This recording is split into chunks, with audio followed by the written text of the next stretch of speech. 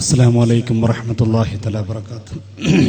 അൽഹംദുലില്ലാഹ് വസ്സലാത്തു വസ്സലാമു അലാ റസൂലില്ലാഹ് വഅലാ ആലിഹി വസഹ്ബിഹി അജ്മഈൻ. റബ്ബി ഇശ്റഹ് ലീ സദ്രീ വയസ്സിർ ലീ അംരി വഹ്ലുൽ ഉഖ്ദതം മിൻ ലിസാനി യഫ്ഖഹു ഖൗലി. رب اشرح لي صدري ويسر لي أمري واحلل عقدة من لساني يفقهوا قولي. رب اشرح لي صدري ويسر لي أمري واحلل عقدة من لساني يفقهوا قولي.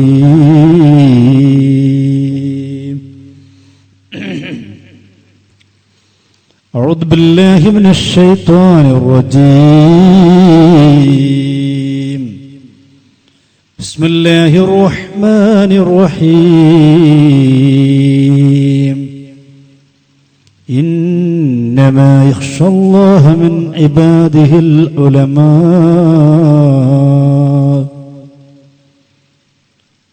وقد كان النبي صلى الله عليه وسلم موت العالم مصيبة لا تجبر محمد ذكره روح لأنفسنا محمد شكره فرض على الأمم مولاي صل وسلم يا ربي بالمصطفى بلغ مقاصدنا واغفر لنا ما مضى يا واسع الكرم مولاي صل وسلم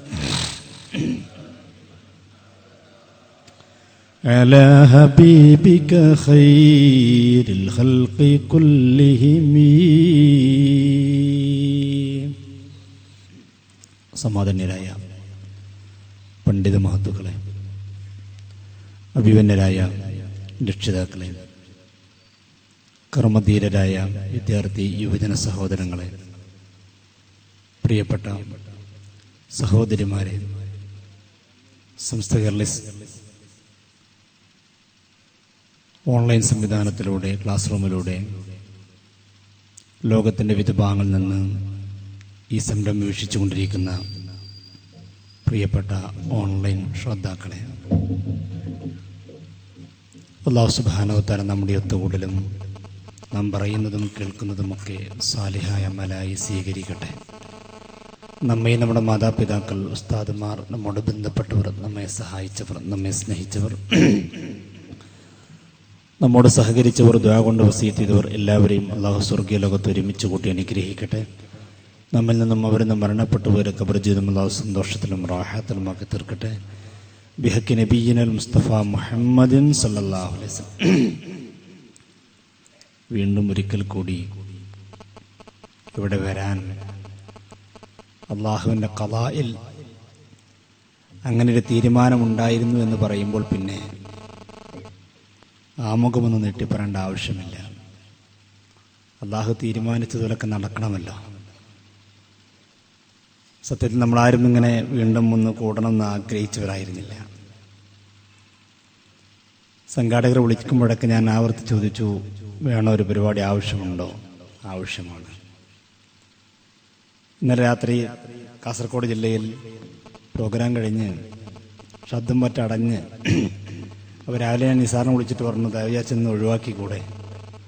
നല്ല മുഖാമുഖമായതുകൊണ്ട്, വിധേയകക്ഷികളുമായിട്ടുള്ള മുഖാമുഖമായതുകൊണ്ട്, വേറെ ആരും ഒപ്പമല്ല, ഒറ്റക്കായതുകൊണ്ട് ഒരുപാട് നേരം നീണ്ടുപോയപ്പോൾ ശബ്ദമൊക്കെ അടഞ്ഞ്.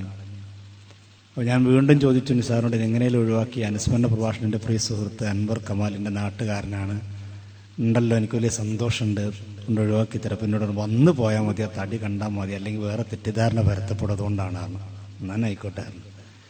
ഏതായാലും ഇൻഷാ അല്ലാഹ് വന്ന സ്ഥിതിക്ക് നമുക്ക് അല്പം ചില കാര്യങ്ങൾ പറഞ്ഞ് പെട്ടെന്ന് അവസാനിപ്പിക്കാൻ, നല്ലത് പറയാനും ജീവിതത്തിൽ പകർത്താൻ അള്ളാഹു തൗഫീക്ക് നൽകി അനുഗ്രഹിക്കട്ടെ. മഹാനായ സൈനുൽ ഉലമ ചെറുശ്ശേരി ഉസ്താദ് അള്ളാഹുവിന്റെ ഖബർ ജീവിതം സന്തോഷത്തിലും റാഹത്തിലും ഒക്കെ തീർക്കുമാറാവട്ടെ. ദാറുൽ പോയി ഉസ്താദിന്റെ മക്ബറ സിയാറത്ത് ചെയ്യുമ്പോൾ, ആ മഹാന്റെ മക്ബറയുടെ സമീപത്ത് നിൽക്കുമ്പോൾ ഇന്നലകളിൽ മഹാനറുകൾ കാണിച്ചു തന്ന അവിടുത്തെ ജീവിതങ്ങൾ മനസ്സിൽ ഇങ്ങനെ തെളിഞ്ഞു വരികയാണ്. ആര് വേറെ വന്നാലും ആ ഒരു വിടവ് തന്നെയാണ്, നികത്താൻ കഴിയാത്ത ഒരു വിടവ് തന്നെയാണ്. ഷംസുൽ വഫാത്തായപ്പോൾ ഷെയ്ഖുനാ ചെറുശ്ശേരി ഉസ്താദ് വന്നു. ഓരോ കാലത്തും ഒരു പണ്ഡിതൻ വഫാത്താകുമ്പോൾ മറ്റൊരു പണ്ഡിതനും വരും. പക്ഷേ നഷ്ടപ്പെട്ടു പോയ പണ്ഡിതന് പകരം ഒരാളെ കിട്ടൽ കുറവാണ്. മഹാനായ പ്രവാചകർ സല്ലല്ലാഹു അലൈഹി വസല്ലം തങ്ങൾ പറഞ്ഞ വാക്കാണത്. മൗത്തുൽ ആലിമി മുസീബത്തുൻ ലാ തുജ്ബറു. ഒരു പണ്ഡിതന്റെ മരണമെന്ന് പറയുന്നത് പരിഹരിക്കപ്പെടാൻ കഴിയാത്ത ദുരന്തമെന്നാണ്. ഒരിക്കലും പരിഹരിക്കപ്പെടാൻ കഴിയാത്ത ദുരന്തമെന്നാണ്. വലിയ നഷ്ടമല്ലേ ഷെയ്ഖുനയിലൂടെ നമുക്ക് നഷ്ടപ്പെട്ടു പോയത്? വലിയൊരു നഷ്ടമാണ് നമുക്ക് സംഭവിച്ചിരിക്കുന്നത്. അല്ലാഹുവിന്റെ റസൂൽ സല്ലല്ലാഹു അലൈഹി വസല്ലം വാക്കതാണ് വസുൽമത്തുൽ ലാ തുസദ്ദു. അടക്കപ്പെടാൻ കഴിയാത്ത വിടവാണ് ഒരു പണ്ഡിതന്റെ മരണമെന്ന പുണ്യ നബി മുഹമ്മദ് മുസ്തഫ സല്ലല്ലാഹു അലൈഹി വസല്ലം. ഒരു ഉഖ്റവിയായ പണ്ഡിതന് പറയാൻ പറ്റുന്ന അടയാളങ്ങൾ എന്തൊക്കെയുണ്ടോ എല്ലാം സമ്മേളിച്ച മഹാനായിരുന്നു ഷെയ്ഖുനാ സൈനുൽ ഉലമ ചെറുശ്ശേരി ഉസ്താദ്. അല്ലാഹുവിന്റെ ഖബർ ജീവിതം സന്തോഷത്തിലായി കൊടുക്കുമാറാവട്ടെ. ഒരു ഉഖ്റവിയായ പണ്ഡിതന് പറയാൻ കഴിയുന്ന അടയാളങ്ങൾ എന്തൊക്കെയുണ്ട് എല്ലാം ഷെയ്ഖുനിൽ സമ്മേളിച്ചിരുന്നു. മഹത്തുക്കളായ പണ്ഡിതന്മാർ, ആ പണ്ഡിതന്മാർ ഉഖ്റവിയായ പണ്ഡിതന്മാരാകുമ്പോൾ അവർക്ക് ചില പ്രത്യേക ഗുണങ്ങളുണ്ട്. എല്ലാരും പണ്ഡിതന്മാരല്ലേ എന്നൊന്നും ധരിക്കണ്ട. അതും പണ്ഡിതനല്ലേ, ഇതും പണ്ഡിതനല്ലേ, അതും തലയിക്കെട്ടല്ലേ, ഇതും തലയിക്കെട്ടല്ലേ, അങ്ങനെയൊന്നും ധരിക്കണ്ട. അഷ്റഫുൽ വറാ നബി മുഹമ്മദ് റസൂലുള്ളാഹി സല്ലല്ലാഹു അലൈഹി വസല്ലം തങ്ങൾ പറഞ്ഞു, എല്ലാ പണ്ഡിതന്റെയും അരികിൽ പോയി ഇരിക്കരുത് നിങ്ങൾ. ലാ തജ്ലിസു, നിങ്ങൾ ഇരിക്കരുത്. അഷ്റഫുൽ വറാ നബി മുഹമ്മദ് റസൂലുള്ളാഹി സല്ലല്ലാഹു അലൈഹി വസല്ലം പറയാണ്, ഇന്ദ കുല്ലി ആലിമിൻ, എല്ലാ ആലിമിന്റെയും അടുത്ത് പോയി നിങ്ങൾ ഇരിക്കരുത്. എല്ലാരും പണ്ഡിതന്മാരിലെ അരച്ചിട്ട് എല്ലാ പണ്ഡിതന്റെയും സദസ്സിൽ പോയിരിക്കാൻ പാടില്ല. ഏത് പണ്ഡിതന്റെ അരികിലായിരിക്കേണ്ടത്? അല്ലാഹുവിന്റെ റസൂൽ പറയുന്നു, ഇല്ലാ ഇലാ ആലിമിൻ യദ്ഊകും മിൻ ഖംസിൻ ഇലാ ഖംസ്. 5 കാര്യങ്ങളിൽ നിന്ന് 5 കാര്യങ്ങളിലേക്ക് ക്ഷണിക്കുന്ന പണ്ഡിതൻ ആ പണ്ഡിതന്റെ അരികിലായിരിക്കണം പോയിരിക്കേണ്ടത്. 5 കാര്യങ്ങളിൽ നിന്ന് 5 കാര്യങ്ങളിലേക്ക് ക്ഷണിക്കുന്ന പണ്ഡിതൻ ആ പണ്ഡിതന്റെ അരികിലായിരിക്കണം ഇരിക്കേണ്ടത്. ഏതൊക്കെയാണ് 5 കാര്യങ്ങൾ? അല്ലാഹുവിന്റെ റസൂൽ പറയുന്നു, ശരിക്കും നിങ്ങൾ ശ്രദ്ധിക്കുക. വിഷയം മാത്രം മനസ്സിലാക്കി, എന്റെ ശബ്ദശൈലി ഒന്നും നോക്കണ്ട, വിഷയം മാത്രം നോക്കിയാൽ മതി. 5 കാര്യങ്ങൾ. അതിലൊന്നേതാ? മിനശ്ശക്കി ഇലൽ യഖീൻ. സംശയത്തിൽ നിന്ന് യഖീനിലേക്ക് ക്ഷണിക്കുന്ന പണ്ഡിതൻ ആ പണ്ഡിതന്റെ അരികിലേ പോയിരിക്കാവൂ. അങ്ങനെയും ആവാം, ഇങ്ങനെയും ആവാം, എങ്ങനെയും ആവാം എന്ന് പറയുന്ന പണ്ഡിതന്റെ അരികിൽ പോയിരിക്കരുത്. അതെന്താണ് അങ്ങനെ പറഞ്ഞതല്ലേ പിന്നീട് പറയാം. ഇപ്പൊ നിങ്ങൾ അങ്ങനെ അനുസരിച്ച് ഒരു കാര്യത്തിൽ, ഒരു വിഷയത്തിൽ ഉറപ്പായി ഗണ്യതമായ ഒരു തീരുമാനം പറയാൻ കഴിയുന്ന പണ്ഡിതൻ ആ പണ്ഡിതന്റെ അരികിലേ പോയിരിക്കാവൂ. അവിടെയാണ് സൈനുൽ ഉലമ. ഒരു വിഷയം പോയി ചോദിച്ചാൽ, എനിക്ക് ഓർമ്മയുണ്ട് പലപ്പോഴും പല വിഷയങ്ങൾക്കും ഉസ്താദിനെടുക്കാൻ സമീപിച്ചപ്പോൾ, പേരാമ്പ്ര സംവാദം കഴിഞ്ഞ്, ആവളയിലെ സംവാദം കഴിഞ്ഞ്, സുന്നത്ത് ജമാഅത്തിന്റെ ഏറ്റവും വലിയ അഭിമാനമായി ആ സംവാദം കഴിഞ്ഞതിന് ശേഷം ഉസ്താദിനെ കാണാൻ പോയപ്പോൾ അഭിമന്യനായ ഉസ്താദ് വലിയ സന്തോഷത്തിലായിരുന്നു. ആരൊക്കെ ഉസ്താദിനോട് ഈ സംവാദത്തെ കുറിച്ച് പറഞ്ഞു കൊടുത്തിരുന്നു. ഉസ്താദിനോട് ഫോണിലൂടെ വിളിച്ച് പറയുന്നത് മോശമല്ലേ എന്ന് മനസ്സിലാക്കി ഞാൻ നേരിട്ട് വിളിച്ചിരുന്നില്ല, നേരിട്ട് പോയി പറയാമെന്ന നിലക്കാണ് പിന്നീട് നേരിട്ട് ചെല്ലുന്നത്. ചെല്ലുമ്പോൾ വല്ലാത്ത സന്തോഷത്തിലാണ് ഉസ്താദ്. ചെന്ന ഉടനെ തന്നെ വലിയ സന്തോഷത്തോടെ സ്വീകരിച്ചു. ഉസ്താദ് തന്നെ പ്രായം ചെന്ന ഉസ്താദ് തന്നെ വീട്ടിന്റെ ഉള്ളിൽ പോയി അടുക്കളയിൽ പോയി ചായയും എടുത്തു, ഈത്തപ്പഴം എടുത്തു വരികയാണ്. ഉസ്താദ് ചായ എടുത്ത് വരുന്നുണ്ടപ്പോൾ ഞാൻ ഓടിച്ചെന്നു, ഞാനത് വാങ്ങാൻ പുറപ്പെട്ടു. ഉസ്താദ് പറഞ്ഞു, നിങ്ങൾ അതിഥിയാണ്, നിങ്ങൾ അവിടെ ഇരിക്കണം, ഞാൻ അവിടെ കൊണ്ടുവരാം. നിങ്ങൾ ആലോചിച്ച് നോക്ക്. നിങ്ങൾ സമസ്തയുടെ ജനറൽ സെക്രട്ടറി, സമസ്തയുടെ ഏറ്റവും ചെറിയ സംഘടനയായ വിദ്യാർത്ഥി സംഘടനയായ SKSFന്റെ ചെറിയൊരു പ്രവർത്തകനിക്ക് ചായ ഇങ്ങോട്ട് കൊണ്ടുവന്നിരുന്നു. അത് വാങ്ങാൻ പുറപ്പെടുമ്പോൾ പോലും സമ്മതിക്കുന്നില്ല. ചായ നിന്നോ ഈത്തപ്പഴം നിന്നോ കഴിച്ചു. ഉസ്താദ് സംവാദത്തെക്കുറിച്ച് ഓരോന്ന് ചോദിച്ചറിഞ്ഞു. പിന്നെ തുടങ്ങിയില്ലേ ഉസ്താദ് ഒരുപാട് അറിവുകൾ. ഞാൻ അത്ഭുതപ്പെട്ടു പോയി. പലപ്പോഴും എല്ലാവരും പറയാറുള്ള ഉസ്താദിനെ കുറിച്ച് കർമ്മശാസ്ത്ര പണ്ഡിതൻ എന്ന് മാത്രമാണ്. ശരിയല്ലത്. വലിയ കർമ്മശാസ്ത്ര പണ്ഡിതനാണെങ്കിൽ അതേപോലെ തന്നെ തർക്ക വിഷയങ്ങളിൽ അഗാധ ജ്ഞാനത്തിന്റെ ഉടമയാണ് ശൈഖുനാ സീനുൽ ഉലമ ചെറുശ്ശേരി ഉസ്താദ്. സമസ്തയുടെ 85-ാം വാർഷികം 60-ാം വാർഷികത്തിന്റെ സുവനീർ, ആ സുവനീർ ഞാൻ വായിച്ചപ്പോൾ അതിൽ ഉസ്താദിനെ കുറിച്ച് പരിചയപ്പെടുത്തുന്നുണ്ട്. ഉസ്താദ് മുഷാവറിലേക്ക് വന്നതിന് ശേഷം 2 വർഷം കഴിഞ്ഞപ്പോൾ മുഷാവറിൽ തീരുമാനമെടുത്തു. എന്താ തീരുമാനം? കേരളത്തിൽ ഇനി സംവാദങ്ങൾ ഉണ്ടാകുമ്പോൾ ആ സംവാദത്തിൽ സമസ്തയുടെ ഔദ്യോഗിക പ്രതിനിധികളായി പങ്കെടുക്കേണ്ട 5 പേരെ അന്ന് മുഷാവറ യോഗം കൂടി തീരുമാനിച്ചു. 5 പേരെ തീരുമാനിച്ചപ്പോൾ അതിൽ ഒന്ന് ശൈഖുനാ സീനുൽ ഉലമ ചെറുശ്ശേരി ഉസ്താദാണ്. ചെറുശ്ശേരി ഉസ്താദ് കേവലം ഒരു കർമ്മശാസ്ത്ര പണ്ഡിതൻ മാത്രമായിരുന്നില്ല. അഗാധമായ തർക്ക വിഷയങ്ങളിൽ ജ്ഞാനമുള്ള അറിവുള്ള മഹാ പണ്ഡിതനായിരുന്നു സീനുൽ ഉലമ. ശൈഖുനാ ഏകദേശം 1 മണിക്കൂറോളം ഞാൻ ഉസ്താദിന്റെ അടുത്തിരുന്നപ്പോൾ ഒരുപാട് വിഷയങ്ങൾ. എനിക്കത് കഴിഞ്ഞിട്ടൊന്ന് പരിപാടിക്ക് പോകാനുള്ളത് കൊണ്ടല്ല ഞാൻ അവിടെ ഇരുന്നിരുന്നു. ഇടക്കിടക്ക് ഉസ്താദ് ചോദിക്കും, പോകാണ്ടല്ലേ? ഞാൻ അവരുടെ പരിപാടി തുടങ്ങാനായിക്കുന്നത് പറയുന്നുണ്ട്. എന്നിട്ട് ഉസ്താദ് പറഞ്ഞിരുന്നേ, എനിക്കൊരു സന്തോഷം. പക്ഷെ സംഘാടകനെ വിളിക്കുമ്പോഴുള്ള സങ്കടം ഉണ്ടെങ്കിലും ഉസ്താദിന്റെ ഇടയിൽ നിന്ന് ഒരുപാട് ഇൽമുകൾ കിട്ടുമ്പോഴുള്ള സന്തോഷം. വലിയ താല്പര്യമായിരുന്നു ചെറിയ പ്രഭാഷകന്മാരോടൊക്കെ. പല വേദിയിൽ നേരിട്ട് കാണുമ്പോൾ എന്നോട് ചോദിക്കും, ആ തുണിയില്ലേക്കുന്നോട്. ആദ്യം ചോദിച്ചപ്പോൾ എനിക്കത് മനസ്സിലായില്ല, എന്താ തുണിയില്ലേക്കുന്നത്? നിങ്ങളാ തുണിയില്ലേ ചോദിച്ചു. അപ്പൊ ഞാൻ പറഞ്ഞു, എനിക്കെപ്പോഴും മുടിയില്ല. നിങ്ങളെ കാണിച്ചു കൊടുക്കണ തുണിയില്ലേ? അപ്പൊ പറഞ്ഞിട്ടുണ്ട്. അവനോട് പറഞ്ഞു, അത് നല്ലതാണ്, അതിലൂടെ കാണിക്കുമ്പോൾ ശരിക്കും ജനങ്ങൾക്ക് ബോധ്യപ്പെടും. എനിക്കത് കേട്ടപ്പോൾ വലിയ സന്തോഷമായി. കാരണം ഇടക്കാലത്ത് ചില ആൾക്കാർ ഈ തുണിയെക്കുറിച്ച് കളിയാക്കി പ്രസംഗിച്ചിരുന്നു, LCD കളിയാക്കി ചില ആളുകൾ പ്രസംഗിച്ചിരുന്നു. ഉസ്താദ് വാക്ക് പറഞ്ഞത് എനിക്ക് വലിയ സന്തോഷമായി. ഉസ്താദിന് അംഗീകാരം കിട്ടിയതാണല്ലോ. ശൈഖുനാ സീനുൽ ഉലമ ഷക്കിൽ നിന്ന് യക്കീനിലേക്ക് ജനങ്ങളെ ക്ഷണിച്ച മഹാപണ്ഡിതനായിരുന്നു. ഒന്ന്. രണ്ടാമത് നോക്കും നിങ്ങൾ,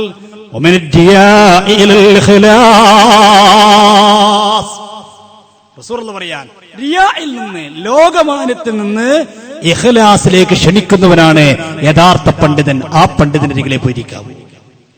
റിയായിൽ നിന്ന് ഇഖ്ലാസിലേക്ക് ക്ഷണിക്കുന്ന പണ്ഡിതൻ. നോക്കൂ നിങ്ങൾ ശൈഖുനാ സീനുൽ ഉലമയുടെ ജീവിത രീതികൾ. നിങ്ങൾ ആരെല്ലാം കണ്ടുക്കണോ? സീനുൽ ഉലമ ചെറുശ്ശേരി ഉസ്താദ് കാണാൻ വേണ്ടി പത്രക്കാരുടെ മുമ്പിൽ നിന്ന് ഫോട്ടോക്ക് പോസ്റ്റ് ചെയ്യുന്നുണ്ടോ? അല്ലെങ്കിൽ ശൈഖുനാ സീനുൽ ഉലമ ഇന്ന ഫ്ലൈറ്റിൽ സഞ്ചരിച്ചു, അല്ലെങ്കിൽ ഇന്ന വാഹനത്തിൽ സഞ്ചരിച്ചു എന്ന് പറഞ്ഞുകൊണ്ട് അതൊരു പ്രാധാന്യത്തോട് കാണിക്കുന്ന എവിടെയും കണ്ടിട്ടുണ്ടോ? എപ്പോഴും എന്തായിരുന്നു അവിടുത്തെ ജീവിത രീതി? നേരത്തെ അവിടെ അൻവർക്കുമാർ സൂചിപ്പിച്ചതുപോലെ റെയിൽവേ സ്റ്റേഷനിൽ പോയിക്കൊണ്ട് കാത്തിരിക്കുന്നു, ട്രെയിൻ കാത്തിരിക്കുന്നു. ആര് നിങ്ങൾ മനസ്സിലാക്കണം, ആര്? സമസ്ത കേരള ജംഇയ്യത്തുൽ ഉലമയുടെ ജനറൽ സെക്രട്ടറി ശൈഖുനാ സീനുൽ ഉലമ ചെറുശ്ശേരി ഉസ്താദ്. അതാണ് നമ്മുടെ ആലിമീങ്ങളുടെ പ്രത്യേകത. അത് മനസ്സിലാക്കാത്തത് കൊണ്ടാണ് എല്ലാം കുഴപ്പമില്ല, അതും കുഴപ്പമില്ല, ഇതും കുഴപ്പമില്ല, ഓരെന്താ പറഞ്ഞോട്ടെ, അത് നമ്മൾ വിഷയാക്കണ്ട എന്നൊക്കെ ചിലക്ക് തോന്നുന്നെന്തറിയോ? ഇതൊക്കെ ഒരുപോലെ കണ്ടതുകൊണ്ടാണ് അങ്ങനെ കാണുന്നത്. നമ്മുടെ ആലിമീങ്ങൾ റിയായിൽ നിന്ന് ഇഖ്ലാസിലേക്ക് ക്ഷണിക്കുന്നവരാണ്. ഞാൻ ഓർത്തുപോകുകയാണ്, മഹാനായ കോയക്കുട്ടി ഉസ്താദ് അള്ളാഹു അവിടുത്തേക്ക് ആഫിയത്തുള്ള ദീർഘായുസ്സ് നൽകി അനുഗ്രഹിക്കുമാറാവട്ടെ. എന്താണ് അവരുടെയൊക്കെ ജീവിത രീതികൾ? എറണാകുളത്ത് പൊന്നുരുന്തി എന്ന് പറയുന്ന സ്ഥലത്ത് ഞാൻ പ്രസംഗിക്കാൻ പോയി. പ്രസംഗിച്ച് തിരിച്ചു പോരുമ്പോൾ എന്നെ വാഹനത്തിൽ കൊണ്ടാക്കി തരുന്നത് കുറച്ചാളുകളാണ്. അവരെന്നോട് പറഞ്ഞു, ഉസ്താദ് ഞങ്ങളൊക്കെ ഒരു കാലത്ത് മറ്റേ വിഭാഗത്തിലായിരുന്നു. അപ്പൊ ഞാൻ ഏത് വിഭാഗം? കാരണം ഞാൻ അന്ന് അവിടെ സുന്നത്തമ്മത്ത പ്രസംഗിച്ചിരുന്നത്. അപ്പൊ മറ്റു കാരണം മുജാഹിദറ്റ് ധരിച്ചു. അല്ല, ഞങ്ങള് മറു വിഭാഗത്തിലായിരുന്നു. ഇനി പറയണ്ടല്ലോ, മനസ്സിലല്ലേ? ഏതാണ് അതിലായിരുന്നു. അവ ചോദിച്ചു, പിന്നെ എന്തിനാ നിങ്ങൾ പോകുന്നു? ഇങ്ങോട്ട് പോകുന്നില്ല. ഞങ്ങൾ പോകുന്ന ആരും പ്രസംഗം കേട്ടിട്ടൊന്നുമല്ല. പിന്നെ എങ്ങനെ നിങ്ങൾ പോകുന്നത്? ഞങ്ങൾ സമസ്തന്റെ ആലിമ്യങ്ങളെ അനുഭവിച്ചു പോകുന്നതാണ്. എന്തേ കാരണം? എന്നോട് പറഞ്ഞു, കഴിഞ്ഞ കൊല്ലം ഇതേ സ്ഥലത്ത് പരിപാടി നടക്കുന്ന സമയത്ത് 2 വിഭാഗം ആളുകളെയും പരിപാടിക്ക് ക്ഷണിക്കാറുണ്ടായിരുന്നു. ഒരു ദിവസം നമ്മുടെ ആളുകളെ, ഒരു ദിവസം അവരുടെ ആളുകളെ. അങ്ങനെ ഞങ്ങൾ ക്ഷണിക്കാൻ ഞങ്ങളെയാണ് നിയോഗിക്കപ്പെട്ടത്. ഞങ്ങൾ കോഴിക്കോട് പോയി. മറുവിഭാഗത്തിന്റെ ജീവാത്മാവും പരമാത്മാവും മാന്യദേഹത്തെ ക്ഷണിക്കാൻ വേണ്ടി ഞങ്ങൾ പോയി. ചെന്നപ്പോൾ ആദ്യമേ പുറത്തുനിന്ന് ആളുകൾ പറഞ്ഞു, നിങ്ങൾ എവിടുന്നാ വരുന്നത്? ഞങ്ങൾ അവരെ ക്രോസ് ചെയ്തു. ഏകദേശം ഞങ്ങൾക്ക് അപ്പോയിന്റ്മെന്റ് നൽകിയിട്ട് പറഞ്ഞു അവിടെ ഇരിക്കാൻ പറഞ്ഞു. അപ്പൊ ഞങ്ങൾ വെച്ചാൽ അവിടെ ഉസ്താദ് വരും. കുറച്ച് കഴിഞ്ഞ് പറഞ്ഞു തൊട്ടപ്പുറത്ത് വേറെ റൂം ഉണ്ടായി കയറിക്കാൻ പറഞ്ഞു. കുറച്ചു കഴിഞ്ഞപ്പോൾ അതിനപ്പുറത്തേക്ക് വേറെ റൂം കയറിക്കാൻ പറഞ്ഞു. അവിടെ വെച്ചുകൊണ്ടാണ് ഉസ്താദിനെ കാണുന്നത്. ഞങ്ങൾക്ക് വലിയ സന്തോഷമായി. ഭയങ്കര സംഭവമായിട്ടല്ലേ കാണുന്നത്. ഞങ്ങൾക്ക് വലിയ സന്തോഷമായി. ഞങ്ങൾ ഡേറ്റൊക്കെ വാങ്ങിയപ്പോൾ ഉസ്താദ് പറഞ്ഞു ഡേറ്റ് വരാം. ഡേറ്റൊക്കെ തന്നപ്പോൾ പറഞ്ഞു, ഞാൻ എറണാകുളത്ത് ഇന്ന ലോഡ്ജിലാണ്, സാധാരണ ഫ്ലാറ്റിലാണ് താമസിക്കാറുള്ളത്. ഇത്രാമത്തെ റൂമാണ് ഞാൻ സാധാരണ എടുക്കാറുള്ളത്. ആ റൂം എനിക്ക് ബുക്ക് ചെയ്യണം. ഒരു വലിയ സന്തോഷങ്ങളൊക്കെ ഏറ്റെടുത്തു.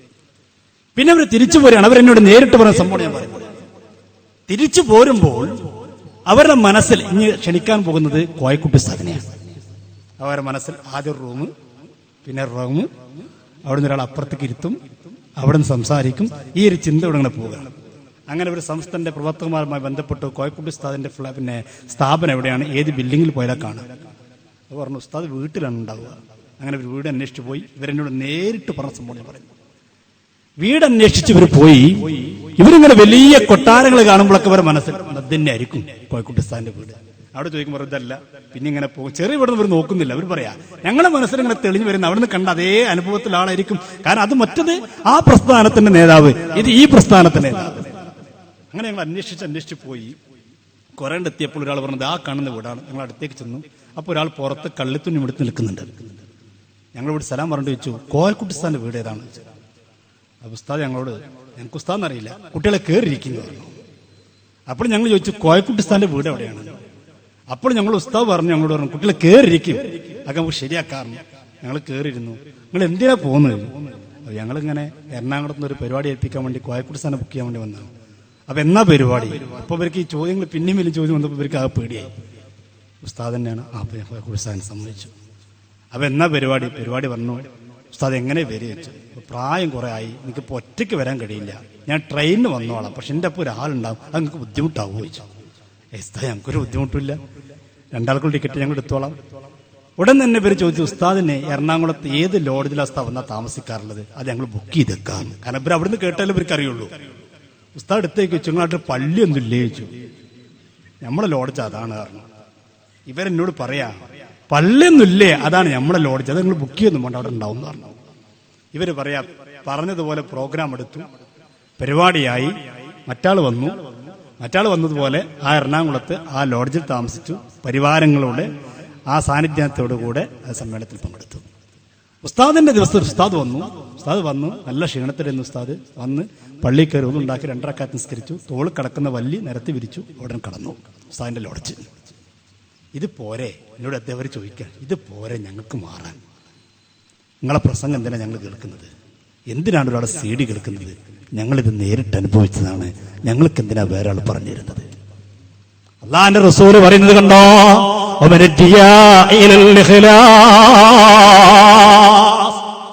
അങ്ങനെയുള്ള പണ്ഡിതന്മാരെ കണ്ടാൽ മതി.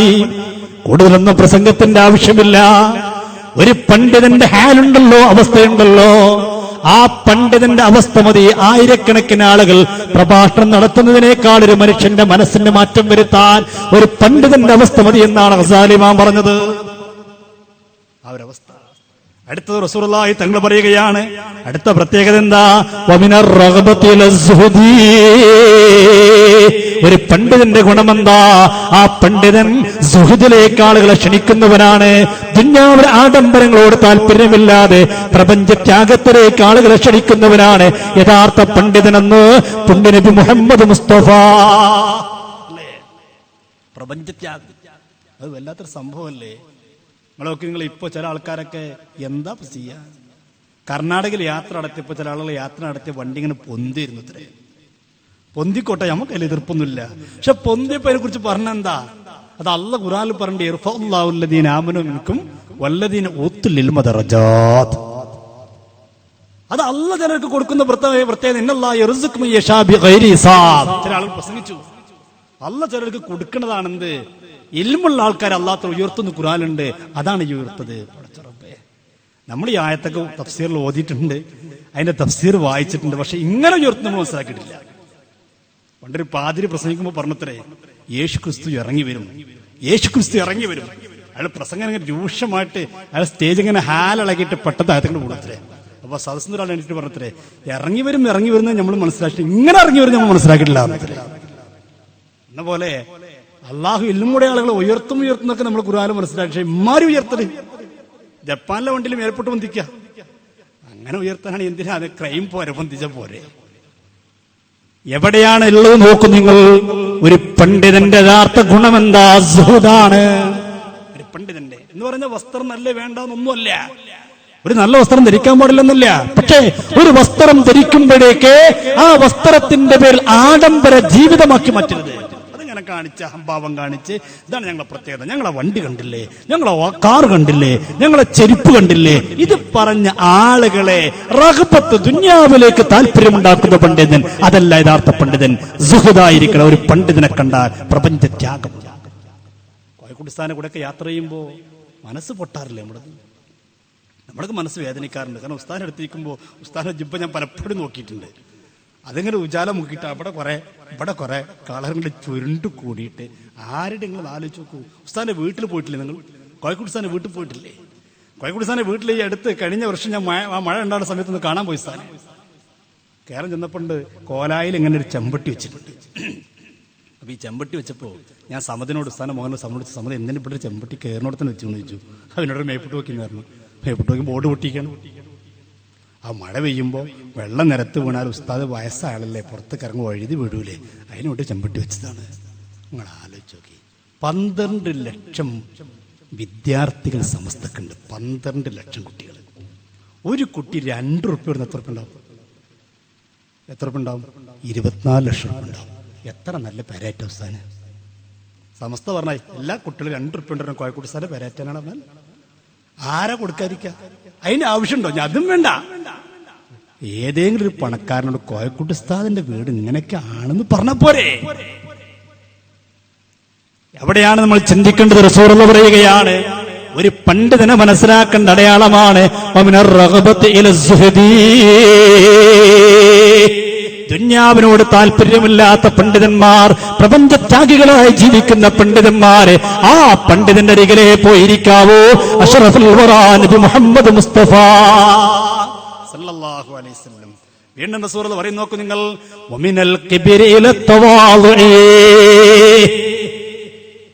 അഹങ്കാരത്തിൽ നിന്ന്, അഹംഭാവത്തിൽ നിന്ന്, കിബറിൽ നിന്ന് തവാളുവിലേക്ക് ക്ഷണിക്കുന്ന പണ്ഡിതൻ. ഇത്ര തവാളുവാണ്. ചെർഷീർ സാഹിലൊക്കെ താഴ്മ എന്താ? ഞാൻ പറഞ്ഞല്ലോ, സാധുവാ ഞാൻ കയറി ചെന്നപ്പോ എന്നോട് കാണിച്ചത്. ഇപ്പതാ ജനറൽ സെക്രട്ടറി ആയിട്ട് ആലിക്കുട്ടി സാറിനെ നിയമിച്ചിട്ടുണ്ട്. ഉസ്താദിന്റെ താഴ്മ എന്താ? ഉസ്താദ് ചെറുവത്തൂരിൽ ഒരു പ്രോഗ്രാമിന്, കാസർഗോഡ് ഞാൻ ജോലി ചെയ്യുന്ന സ്ഥലത്ത് ഒരു പ്രോഗ്രാമിന് വന്നപ്പോൾ എൻ്റെ 2 കുട്ടികൾ, ചെറിയ 2 കുട്ടികൾ ഉസ്താദിനെ കാണാൻ നിർബന്ധം പറഞ്ഞിട്ട് പോന്നു. റെയിൽവേ സ്റ്റേഷനിൽ ഇറങ്ങി വരുന്ന ഉസ്താദ് ഈ കുട്ടികളെ കണ്ടപ്പോൾ വാരിയെടുക്കുക. ഷെയ്ഖുൽ ജാമിയ, ഒരു ആഗോള പണ്ഡിതൻ ചെറിയൊരു കുട്ടിയെ കാണുമ്പോൾ വാരിയെടുക്കും. വേറെ ചില ആൾക്കാരൊക്കെ ആണെങ്കിൽ വരുമ്പോ പരിവാരങ്ങൾ അപ്പുറത്തും ഇപ്പുറത്തും ഒരാളുകൾ എടുക്കാൻ പറ്റൂല. ആലോചിച്ച് നോക്കുന്നു, എന്തൊരു തവാളുവാണ് അല്ലേ? ചെറുസ്ഥാനെ കുറിച്ച് മകൻ പറഞ്ഞില്ലേ? എന്താ പറഞ്ഞത്? വീട്ടിലേക്ക് വേണ്ട എല്ലാ സാധനങ്ങളും ഉസ്താദ് തന്നെ നേരിട്ട് കൊണ്ടുവരലാണ്. മീൻ മാത്രല്ല, വീട്ടിൽ എന്തൊക്കെ ആവശ്യമുണ്ടോ അതൊക്കെ ഉസ്താദ് കൊണ്ടുവരലാണ്. പക്ഷെ അതിന് ചില ആൾക്കാർ ഇപ്പൊ കളിയാക്കി, വേദനയുണ്ട് നമുക്ക്. ഈ വഫാത്തിന്റെ ശേഷം ചില ആൾക്കാർ പറഞ്ഞു അതൊക്കെ എന്തൊരു പണ്ഡിതന്റെ അടയാളാണോ? അടയാളാണ്, പഠിക്കണം നിങ്ങൾ. ബഹുമാനോട് ഇമാം ഗസാലി റഹ്മത്തുള്ളാഹി അലൈഹി പോലെയുള്ള ആളുകൾ പണ്ഡിതന്മാർ രേഖപ്പെടുത്തിയില്ലേ? ഒട്ടേറെ പണ്ഡിതന്മാർ പറഞ്ഞില്ലേ? ചില പണ്ഡിതന്മാർ പറഞ്ഞ ശൈലി നോക്കൂ നിങ്ങൾ,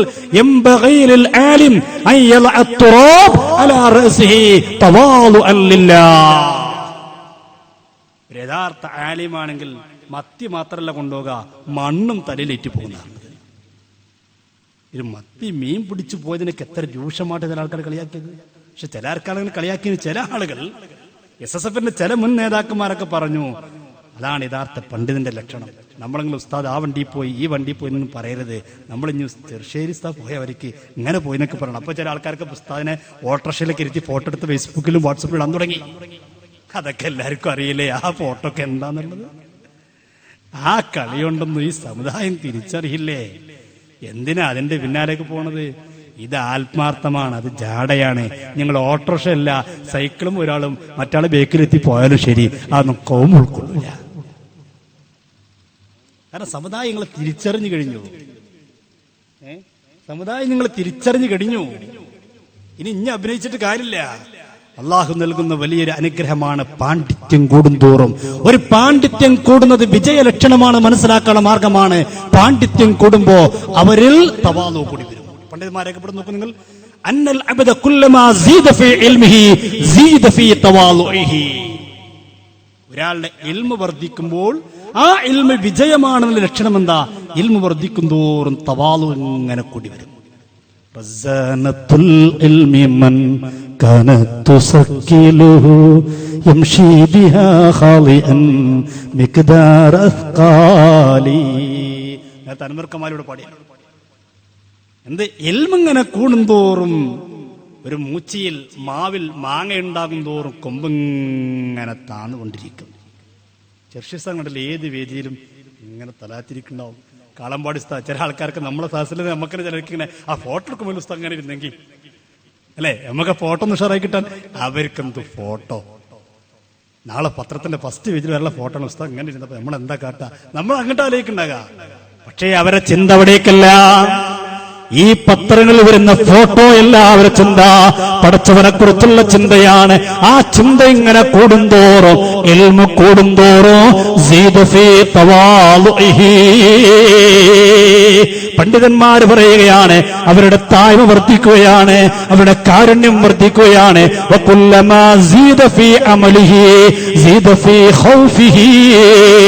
അമല് കൂടുമ്പോ എത്രയുണ്ട് ഇബാദത്ത് കൂടുന്നുവോ അത്ര കണ്ട് പടച്ചവനെ കുറിച്ചുള്ള പേടി കൂടുന്നതാണ്. കുറെ കള്ളത്തരിക്കത്തേരക്കുണ്ട്, കുറെ വലിയ ഷെയ്ഖാർ നടക്കുന്ന ആൾക്കാർ ഓല് കുത്തുബസമാനാകും തോറും പടച്ചവനെ കുറിച്ചുള്ള പേടി ഇല്ലാതാകയാണ്. ഇതെങ്ങനെയെല്ലാം ഒരു ഇബാദത്ത് കൂടുമ്പോഴേക്ക് സുബ്ഹാനല്ലാഹ് ഒരു റക്അത്ത് അധികം നിസ്കരിക്കുമ്പോഴേക്ക് പടച്ചവനെ കുറിച്ചുള്ള പേടി വർദ്ധിക്കുകയാണ്. കളമ്പാട് ഉസ്താദിന്റെ മുന്നിൽ ചെന്നിരിക്കുമ്പോ ആ മുഖത്തേക്ക് നോക്കുമ്പോ നമ്മുടെ മനസ്സ് പോലും പേടിച്ചു പോവുകയല്ലേ. എന്തൊരു ചിട്ടയാണ് ഒരു സംസാരം പറയുമ്പോ. ഇന്ന് ജീവിച്ചിരിക്കുന്ന മഹാനല്ലേ സമസ്ത കേരള ജമിയത്തിൽ ഇവിടെ 90-ാം വാർഷിക മഹാസമ്മേളനത്തിൽ ദുആ ചെയ്ത മഹാനായ വാവാട് ഉസ്താദ്. എത്രത്തെ സാധനങ്ങളാ അതിന്റെ നേതൃപദവിയിലുള്ളത്. ഇതൊന്നും നിഷേധിക്കുകയോ പരിഹസിക്കുകയോ ചെയ്യണ്ട, ഇതൊന്നും കളിയാക്കണ്ട. റിഫാ ഷെയ്ഖിന്റെ പേരും പറഞ്ഞിട്ട് പരിപാടി സംഘടിപ്പിച്ചിട്ട് കോയക്കൂട്ടുസ്ഥാനൊന്നും തെറി പറയേണ്ട സഹോദര, ആക്കിബത്ത് മോശം. അത് ഗൗരവത്തെ ചിന്തിക്കണ്ട. റിഫാ ഷെയ്ഖിന്റെ പേരും പറഞ്ഞിട്ട് പരിപാടി സംഘടിപ്പിക്കുക, എന്നിട്ട് കോയക്കൂട്ടുസ്ഥാൻ അനാവശ്യം പറയവിടെ. ഇത്ര വേദനുണ്ട് നമുക്കിത്. ഞാനത് കേട്ടത് കൊണ്ട് ഈ ഇവിടുത്തെ പ്രസംഗം കേട്ടതുകൊണ്ട് സത്യത്തിൽ പോകുന്ന അല്ലെന്ന് വരില്ല. കാരണം എന്റെ അവസ്ഥ അങ്ങനെയാണ്. പക്ഷെ ഞാൻ കോയക്കുട്ടിസ്ഥാനൊക്കെ ആ രീതിയിൽ ആക്ഷേപിച്ചപ്പോൾ നമ്മുടെ മനസ്സ് പൊട്ടിപ്പോയി. എന്താണ് ഈ കേൾക്കുന്നത്? വാവാട് ഉസ്താദ് സംസാരിക്കുമ്പോൾ വായങ്ങനെ പൊത്തിപ്പിടിക്കും. ഒരാൾ സംസാരിക്കുമ്പോൾ വായങ്ങനെ അടച്ചുപിടിക്കും. പേടിയാണ്. അവരൊക്കെ അടുക്കൽക്കുമ്പോൾ നമ്മളൊക്കെ പഠിച്ച റബ്ബേ നമ്മുടെയൊക്കെ ജീവിതം എന്താ? അല്ലാഹു ആ മഹാന്മാരെ ബർക്കത്തുകൊണ്ട് ഞങ്ങൾക്ക് സ്വർഗം നൽകണേ റഹ്മാനെ, ഞങ്ങളൊക്കെ നന്നാക്കണേ റബ്ബേ, ഞങ്ങളുടെ സ്വഭാവത്തിനൊരു മാറ്റം നൽകണേ റഹ്മാനെ. അല്ലാഹുവിന്റെ റസൂൽ സല്ലല്ലാഹു അലൈഹി വസല്ലം എന്ന ഹദീസ് ഉദ്ധരിച്ചുകൊണ്ട് പണ്ഡിതന്മാർ പറയുകയാണ്, പിന്നെയോ കുല്ലമാ സീദ ഫീ ഉംരിഹി, ഒരാളും ജീവിതത്തിൽ ആയുസ് വർദ്ധിക്കും തോറും ആയുസ് വർദ്ധിക്കുന്നവന്റെ വിജയമാണോ പരാജയമാണോ എങ്ങനെ മനസ്സിലാക്കുക? പണ്ഡിതന്മാർ പറയുന്നു, ആയുസ് വർദ്ധിക്കുമ്പോൾ അവന്റെ അത്യാഗ്രഹങ്ങൾ കുറയുന്നുണ്ടോ മനസ്സിലാക്കാം, അവന്റെ വിജയലക്ഷണമാണത്. അത്യാഗ്രഹങ്ങൾ കുറയുക. ഏത് പണക്കാരനെ കണ്ടാൽ എങ്ങനെ പോക്കറ്റ് കിടണം ചിന്ത വരരുത്, എങ്ങനെ പോക്കറ്റ് കിടണം ചിന്ത വരരുത്. ആ ചിന്ത വന്ന മനസ്സിലാക്കാൻ നമ്മുടെ ജീവിതം അത് പരാജയമാണ്. ഒന്നുകൂടി പറയാം, മറ്റു പോക്കറ്റ് ഇരിക്കാം പോരെ. മറ്റൊന്ന് അത്യാഗ്രഹങ്ങൾ നോക്കി നിങ്ങൾ ഇവിടെ നോക്കി. അത്യാഗ്രഹം ഷെയ്ഖുന ചെറുശ്ശേരി ഉസ്താദ് എവിടൊക്കെ ഞാൻ പറഞ്ഞില്ല, എന്തൊരു വിഷയം അതന്നെ പറയേണ്ടതാണ്. ഉസ്താദിന് അനുസ്മരണ ബോർഡ് ഉണ്ടപ്പോൾ ഞാൻ ഈ വിഷയം അങ്ങനെ വന്നുപോയി, എൻ്റെ മനസ്സിൽ വന്നുപോയതാണ്. ഷെയ്ഖുന ചെറുശ്ശേരി ഉസ്താദ് ദുബൈയിൽ പോയപ്പോൾ ഉസ്താദിന്റെ പരിപാടി കഴിഞ്ഞപ്പോൾ യൂസുഫ് അലി ഷെയ്ഖുനാനെ കാണാൻ വന്നു, MA യൂസുഫ് അലി. അപ്പോൾ ആൾക്കാരൊക്കെ വലിയ ഇതിലിങ്ങനെ കൊണ്ടുവന്നു, ഉസ്താദിന്റെ അടുത്ത് കൊണ്ടുവന്നിട്ട് പറഞ്ഞു, ഇത് യൂസുഫ് അലിയാണ്. ആ യൂസുഫ് അലിയാ, എവിടെ വീട്? യൂസുഫ് അലിൻ്റെ. യൂസുഫ് അലി പറഞ്ഞിങ്ങനെ തൃശ്ശൂർ ഭാഗത്താണ്. ഉടൻ തന്നെ ഉസ്താദിന്റെ പേര്, എന്താ പണി? അങ്ങനല്ല തലക്കനാക്കിട്ട് എന്താ പണി? അല്ലാഹു തആല ബർക്കത്ത് ചെയ്യട്ടെ. കഴിഞ്ഞു. നമ്മുടെ ആലിമിന്റെ അവസ്ഥ അങ്ങനെയാണ്. എനിക്ക് ഓർമ്മയുണ്ട്, ഞാൻ ഈ അടുത്ത് MT ഉസ്താദിനെ കാസർഗോഡ് ഒരു പ്രോഗ്രാമിലുണ്ട്.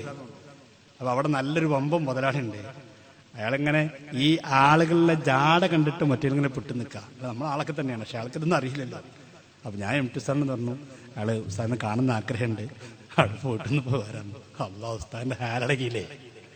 അത് ശരി, അങ്ങോട്ട് പോയി പൈസ ഉണ്ടിച്ച് രണ്ടടക്കല. നമ്മൾ അതിനാണോ? അല്ല ഭയങ്കര ഹല. ഞാൻ വേറൊന്നും നമ്മൾ രക്ഷയാക്കിയിട്ടുണ്ടായിരുന്നില്ല. ആയുസ് കൂടുന്തോറും അത്യാഗ്രഹം കുറഞ്ഞുകൊണ്ടിരിക്കും. അതാണ് ഒരു പണ്ഡിതന്റെ ഗുണം എന്ന് പറയുന്നത്. അങ്ങനെയല്ല ഇവിടെ അങ്ങനെയല്ല. ഒരു പണക്കാരുണ്ടെന്ന് കേൾക്കുമ്പോഴേക്ക് ചാടിക്കുത്തുകയാണ്. അദ്ദേഹത്തിന്റെ പോക്കറ്റിൽ കിടക്കുന്ന കാശുകളൊക്കെ എങ്ങനെ തന്റെ പോക്കറ്റിലേക്ക് ആക്കാൻ കഴിയുമെന്നാണ് പലരും ശ്രദ്ധിച്ചുകൊണ്ടിരിക്കുന്നത്. ഇനി അടുത്ത് നോക്കൂ നിങ്ങൾ. കുല്ലമാ സീദ ഫീ ഖദ്രിഹി വജാഇഹി സീദ ഫീ ഖുർബിഹി മിനന്നാസ്. ഒരാളുടെ പദവി കൂടുന്തോറും, സ്ഥാനം കൂടുന്തോറും ആ കൂടുന്നത് അവനക്ക് അനുകൂലമാണോ, പരലോകത്ത് വിജയമാണോ അല്ലെ എങ്ങനെ മനസ്സിലാക്കുക? ഒരാളിപ്പോ സംസ്ഥാന ജനറൽ സെക്രട്ടറി ആയി, അല്ലെങ്കിൽ ഒരു നല്ലൊരു സ്ഥാനം കിട്ടിയാൽ ആ സ്ഥാനം കിട്ടിയത് അവനക്ക് ഗുണമാണോ പരാജയമാണോ എങ്ങനെ മനസ്സിലാക്കുക? പണ്ഡിതന്മാർ പറയും നോക്കൂ നിങ്ങൾ, അതെങ്ങനെ മനസ്സിലാക്കുക? സ്ഥാനം കൂടുന്നതനുസരിച്ച് കൊണ്ട് അവൻ ജനങ്ങളുമായിക്കൊണ്ട് ജനങ്ങളോടുള്ള അടുപ്പം വർദ്ധിച്ചിട്ടുണ്ടോ മനസ്സിലാക്കാം, ജനകീയനാകുന്നുണ്ടോ മനസ്സിലാക്കാം. അവനക്ക് കിട്ടിയ സ്ഥാനം അവനക്ക് ഗുണകരമാണ്. ചില ആൾക്കാർ സ്ഥാനം കിട്ടി എങ്ങനെ, ശൈഖുനാന്റെ വണ്ടിന്റെ അടുത്തേക്ക് എടുക്കാൻ പാടില്ല, അങ്ങനെ അടുത്തേക്ക് വരാൻ പാടില്ല, അപ്പുറത്തും ഇപ്പുറത്തും പിടിച്ചു നിർത്തി സൈനുലുലമ കാര്യങ്ങൾ കൈപിടിക്കാൻ പോക്കുണ്ടോ? അത് വന്ന് ഇറങ്ങുന്നത് കണ്ടിട്ടില്ലേ? അത് വന്ന് ഇറങ്ങുന്ന രൂപം നമ്മൾ കാണാറില്ലേ? ജനകീയനായി ജനങ്ങളുമായി ഒട്ടിച്ചേർന്ന് ജീവിക്കുന്നു, ഒരു വിജയലക്ഷണമാണ്. അടുത്ത പറയും നോക്കും നിങ്ങൾ, ഒരാളെ സമ്പത്ത് കൂടുമ്പോൾ ആ സമ്പത്ത് കൂടുന്നവർക്ക് വിജയമാണോ അല്ലേ എങ്ങനെ മനസ്സിലാകുക? കുല്ലമാ സീദ ഫീ മാലിഹി സീദ ഫീ സഖാവതിഹി വഫീ ബദലിഹി. ഒരാൾക്ക് അല്ലാഹു സമ്പത്ത് ഇങ്ങനെ വർദ്ധിച്ചു തരുമ്പോ ആ സമ്പത്ത് വർദ്ധിക്കുന്നവർക്ക് ഗുണമാണോ അല്ലേ എങ്ങനെ മനസ്സിലാക്കാം? സമ്പത്ത് കൊടുക്കുന്നുണ്ടോ മനസ്സിലാക്കാം. ആ സമ്പത്ത് അവനക്ക് ഗുണകരമാണ്. കൊടുക്കാതെ പിടിച്ചു വെക്കുന്നുണ്ടോ, കൊടുക്കാതെ മനസ്സ് കൊടുക്കാതെ തന്റെ കയ്യിൽ പിടിച്ചു വെക്കുന്നുണ്ടോ, പിഷ്കത്തരം കാണിക്കുന്നുണ്ടോ, ആ സമ്പത്ത് റബ്ബിന് കൊടുത്തത് അവന്റെ പരാജയ ലക്ഷണമാണ്. ദീനിന് കൊടുക്കാൻ കഴിയുന്നുണ്ടോ? അല്ലാത്തൊരു സമ്പത്ത്. ചില ആൾക്കാരെങ്ങനെ ഉണ്ട്, പൈസക്ക് ഉണ്ടാകും. പൈസ ഉണ്ടായത് എങ്ങനെ? ഗൾഫിലൊക്കെ പോയി കാശൊക്കെ ഉണ്ടായി. ഗൾഫിക്ക് പോകുമ്പോൾ പള്ളിക്ക് ഒരു ഉസ്താദേ ഒന്ന് വേർക്കൊണ്ടു, ഞാൻ ഗൾഫിക്ക് പോവുകയാണ്, ആ കുട്ടികൾക്കൊന്ന് രാത്രി പറഞ്ഞുകൊണ്ട് കുത്തുബിയത്തൊക്കെ നമുക്ക് ചെല്ലണം, എന്നിട്ട് കുത്തുബിയത്തൊക്കെ ചെല്ലി ഉസ്താദൊക്കെ മനസ്സ് പൊട്ടി ദ്വേർന്ന് ഗൾഫ് പോയി തിരിച്ചു കുത്തുബിയത്ത് ഷിർക്ക്, ഇങ്ങനെ പോകുമ്പോ ഒരു ദ്വാ, അതിന് ആവശ്യമില്ല. പിന്നെ അവന്റെ മനസ്സൊക്കെ ജനങ്ങളിൽ നിന്ന് അകലുന്നു. സമ്പത്ത് പിടിച്ചു കൂട്ടി സമ്പത്തിന്റെ പിന്നാലെ ഇങ്ങനെ ആക്രാന്തം കാണിച്ചു നടക്കുന്ന ആളുകൾ. അതൊരാൾക്ക് സമ്പത്തുണ്ടായാൽ ആ സമ്പത്ത് അവനക്ക് പരാജയമാണെന്നുള്ള ലക്ഷണമാണ്. അള്ളാഹു നമ്മെ കാത്തിരക്ഷിക്കട്ടെ. ഇപ്പൊ സാന്ദർഭമായിട്ട് ബക്കറ്റിന് പോയിക്കോ, എവിടെ നല്ല ആളാണ്. പ്രിയമുള്ളവരെ, നല്ല സംഖ്യ എല്ലാവരും നമ്മളെ പരിപാടിക്ക് വലിയൊരു ബാധ്യത നമുക്കറിയാലോ. അള്ളാഹു നമുക്ക് നൽകിയ സമ്പത്താണ്. ഇതൊക്കെ ഇന്ന് കണ്ടു. ഇപ്പൊ ഞാൻ ഈ കാഴ്ച, എന്റെ മഹിളൊരു സഹോദരി, അദ്ദേഹത്തിന്റെ ഭർത്താവ് നല്ലൊരു മനുഷ്യനാണ്. ആ സഹോദരി റോഡ് മുറിച്ചെടുക്കാൻ പെട്ടെന്ന് ഒരു കാർ വന്നു അടിച്ചു മരണപ്പെട്ടു. അല്ലാഹു മഗ്ഫിറത്തും റഹ്മത്തും നൽകി അനുഗ്രഹിക്കുമാറാവട്ടെ. അള്ളാഹുരുടെ ഖബർ ജീവിതം സന്തോഷത്തിലാക്കട്ടെ. ഇതൊക്കെയുള്ളൂ നമ്മുടെ ജീവിതങ്ങൾ. ഇന്ന് കണ്ടു നല്ലൊരു സംഖ്യ. അങ്ങനെ സ്പീഡിലൊന്നും പോയൊരു മനുഷ്യൻ തരൂല. പൈസ കൊണ്ട് ഓരോന്ന് പരിഗണിക്കണ്ടേ. എല്ലാവരും നല്ലൊരു സംഖ്യ ഈ പരിപാടിക്ക് വലിയൊരു ബാധ്യത ഉണ്ടെന്ന് മനസ്സിലാക്കി നിങ്ങളൊക്കെ ഒന്ന് സഹായിക്കുക. അള്ളാഹു അനുഗ്രഹിക്കട്ടെ. അള്ളാഹു തൗഫീഖ് നൽകി അനുഗ്രഹിക്കട്ടെ. അപ്പൊ ഞാൻ പറഞ്ഞു കൊണ്ടുവരുന്നത്, ഒരു ഉഖ്റവിയായ പണ്ഡിതനുണ്ടാവേണ്ട എന്തൊക്കെ ലക്ഷണങ്ങളുണ്ടോ ആ എല്ലാ ലക്ഷണങ്ങളും ഒത്തിണങ്ങിയ മഹാന്മാരായ പണ്ഡിതന്മാരായിരുന്നു സമസ്തയുടെ ആലിമീങ്ങളൊക്കെ. ശിർസാന്ന് മാത്രമല്ല, കഴിഞ്ഞുപോയ പണ്ഡിതന്മാർ ഓരോന്നും എടുത്തു നോക്കും നിങ്ങൾ. ഏത് പണ്ഡിതന്മാരെടുത്ത് പരിശോധിച്ച് നോക്കിയാലും അവരൊക്കെ ഉഖ്റവിയായ പണ്ഡിതന്മാരാണ്. കണ്ണിയത്ത് ഉസ്താദ് അല്ലേ, ആ ഒരു ജീവിതം എന്തായിരുന്നു? ശംസുൽ ഉലമ എന്തായിരുന്നു അവിടുത്തെ ജീവിത രീതി? ഇന്ന് പലരും പഠിക്കേണ്ടതാണെന്ന്. ഇന്ന് ചില പണ്ഡിതന്മാരുടെ സ്വഭാവം എന്താ? റസൂലുള്ളാഹി സ്വല്ലല്ലാഹു അലൈഹി വസല്ലം പറഞ്ഞില്ലേ, ഭരണാധികാരികളെ പിന്നാലെ നടക്കുന്ന പണ്ഡിതന്മാരാണ് ഏറ്റവും മോശപ്പെട്ട പണ്ഡിതന്മാർ. മഹാനായ സയ്യിദുൽ മുസ്തഫ റളിയല്ലാഹു വാക്ക് കുറച്ചുകൂടി കടുപ്പമുള്ള വാക്കാണ്. സയ്യിദ് റളിയല്ലാഹു പറഞ്ഞു നോക്കുന്നുങ്ങൾ, ഇദാ റഅയ്തുമുൽ ആലിം യഖ്ശൽ ഉമറാ ഫഹ്ദറൂ മിൻഹു ഫഇന്നഹു ലിസ്ൻ. ഒരു പണ്ഡിതൻ വല്ലാതെ ഇങ്ങനെ ഉമറാക്കളെ പിന്നാലെ നടക്കുന്നുണ്ടെങ്കിൽ അല്ലാഹുവിന്റെ റസൂൽ പറയാണ്, അവനെ നിങ്ങൾ മനസ്സിലാക്കിക്കൊള്ളണം, അവനെ സൂക്ഷിക്കണം. ഫഇന്നഹു ലിസ്ൻ. സയ്യിദ് മുസ്തഫ റളിയല്ലാഹു പറയാണ്, അവൻ കള്ളനാണ്. ഇതിലും വലിയ വാക്ക് എന്താ പറയാ? ഞാൻ ഉദ്ധരിച്ചതല്ല കേട്ടോ, നീ നാളെ എന്നിട്ട് പറയരുത് ഞങ്ങൾ അങ്ങനൊക്കെ പറഞ്ഞു. സയ്യിദ് മുസയ്യിബ് റളിയല്ലാഹു അൻഹു പറയാണ്, ഒരു പണ്ഡിതൻ വല്ലാതെ ഭരണാധികാരികളെ പിന്നാലെ നടക്കുന്നത് കണ്ടാൽ ഉറപ്പിച്ചുകൊള്ളണം. ഫഇന്നഹു ലിസ്സുൻ, അവൻ കള്ളനാണ്. അള്ളാഹു കാത്തിരക്ഷിക്കട്ടെ. അള്ളാഹു നമ്മയൊക്കെ കാത്തിരക്ഷിക്കട്ടെ. ശംസുൽ ഉലമ, നിങ്ങൾക്കറിയോ, ലക്ഷദ്വീപിൽ സയ്യിദ് സാഹിബ് മന്ത്രിയായ സമയം, സയ്യിദ് സാഹിബ് എന്ന് പറഞ്ഞാൽ കേവലം ഒരു രാഷ്ട്രീയക്കാരനല്ല. സയ്യിദ് സാഹിബ് നല്ലൊരു മനുഷ്യനായിരുന്നു, ഒരു കോൺഗ്രസിന്റെ നേതാവായിരുന്നു. അതിലുപരി അദ്ദേഹം നല്ലൊരു മനുഷ്യനായിരുന്നു. തഹജ്ജുദ് പോലും അദ്ദേഹത്തിന് മുടങ്ങാറില്ല. അങ്ങനത്തെ രാഷ്ട്രീയക്കാരൊക്കെ ഒന്ന് കിട്ടുമോ? തഹജ്ജുദ് മുടങ്ങാറില്ല. അതുകൊണ്ട് തന്നെ അദ്ദേഹത്തിന്റെ സ്ഥാനാർത്ഥിത്വത്തെ കുറിച്ചോ അദ്ദേഹത്തിന്റെ അധികാരത്തെ കുറിച്ച് പേടിണ്ടായിരുന്നില്ല. ആൾ അന്തസ്സോടെ കാര്യം പറയുന്നു. ലക്ഷദ്വീപ് അദ്ദേഹം ഇപ്പോഴും പറയും, ഞാൻ സമസ്തക്കാരനാണ്, ഞാൻ ശംസുൽ ഉലമയുടെ സമസ്തക്കാരനാണ്. ചില ആൾക്കാർക്കൊക്കെ തെരഞ്ഞെടുപ്പ് വരുമ്പോഴേക്കും സമസ്ത പറയുമ്പോൾ പേടിയാ, വോട്ട് പോയാലോ. എന്ത് ഓട്ട ചങ്ങന്മാരെ, അള്ളാന്റെ ദീന് വിട്ടിട്ടുള്ള എന്ത് വോട്ട്, എന്ത് സ്ഥാനം കിട്ടിയിട്ട് എന്ത് കാര്യം? അള്ളാഹുവിന്റെ ദീൻ നഷ്ടപ്പെടുത്തി എന്ത് സ്ഥാനം കിട്ടിയിട്ട് എന്ത് കാര്യം? സയ്യിദ് സാഹിബ് അദ്ദേഹം അന്തസ്സോടെ പറയാറുണ്ട്, ഞാൻ സമസ്തക്കാരനാണ്, ശംസുൽ ഉലമയുടെ സമസ്തക്കാരനാണ്. അങ്ങനെ എതിരാളികൾ ലക്ഷദ്വീപിൽ BJP അടക്കമുള്ള എല്ലാവരെയും കൂട്ടുപിടിച്ച് സയ്യിദ് സാഹിബിനെ പരാജയപ്പെടുത്തി. സയ്യിദ് സാഹിബ് മത്സരിക്കുമ്പോൾ ശംസുൽ ഉലമയോട് വന്നിട്ട് പറഞ്ഞു, ഷെയ്ഖുന ദുആ ചെയ്യണം, ജയിക്കാൻ വേണ്ടി ദുആ ചെയ്യണം. ശംസുൽ ഉലമ ദുആ ചെയ്തില്ല. ശംസുൽ ഉലമ പറഞ്ഞു, സയ്യിദ് സാഹിബ് താങ്കൾ ധൈര്യത്തോടെ പോവുക, താങ്കൾ മന്ത്രിയാണ്. തെരഞ്ഞെടുപ്പിൽ ജയിക്കുന്നു ഷെയ്ഖുന പറഞ്ഞില്ല, അതിനോട് ദ്വയർന്നുമില്ല, താങ്കൾ മന്ത്രിയാണെന്ന്.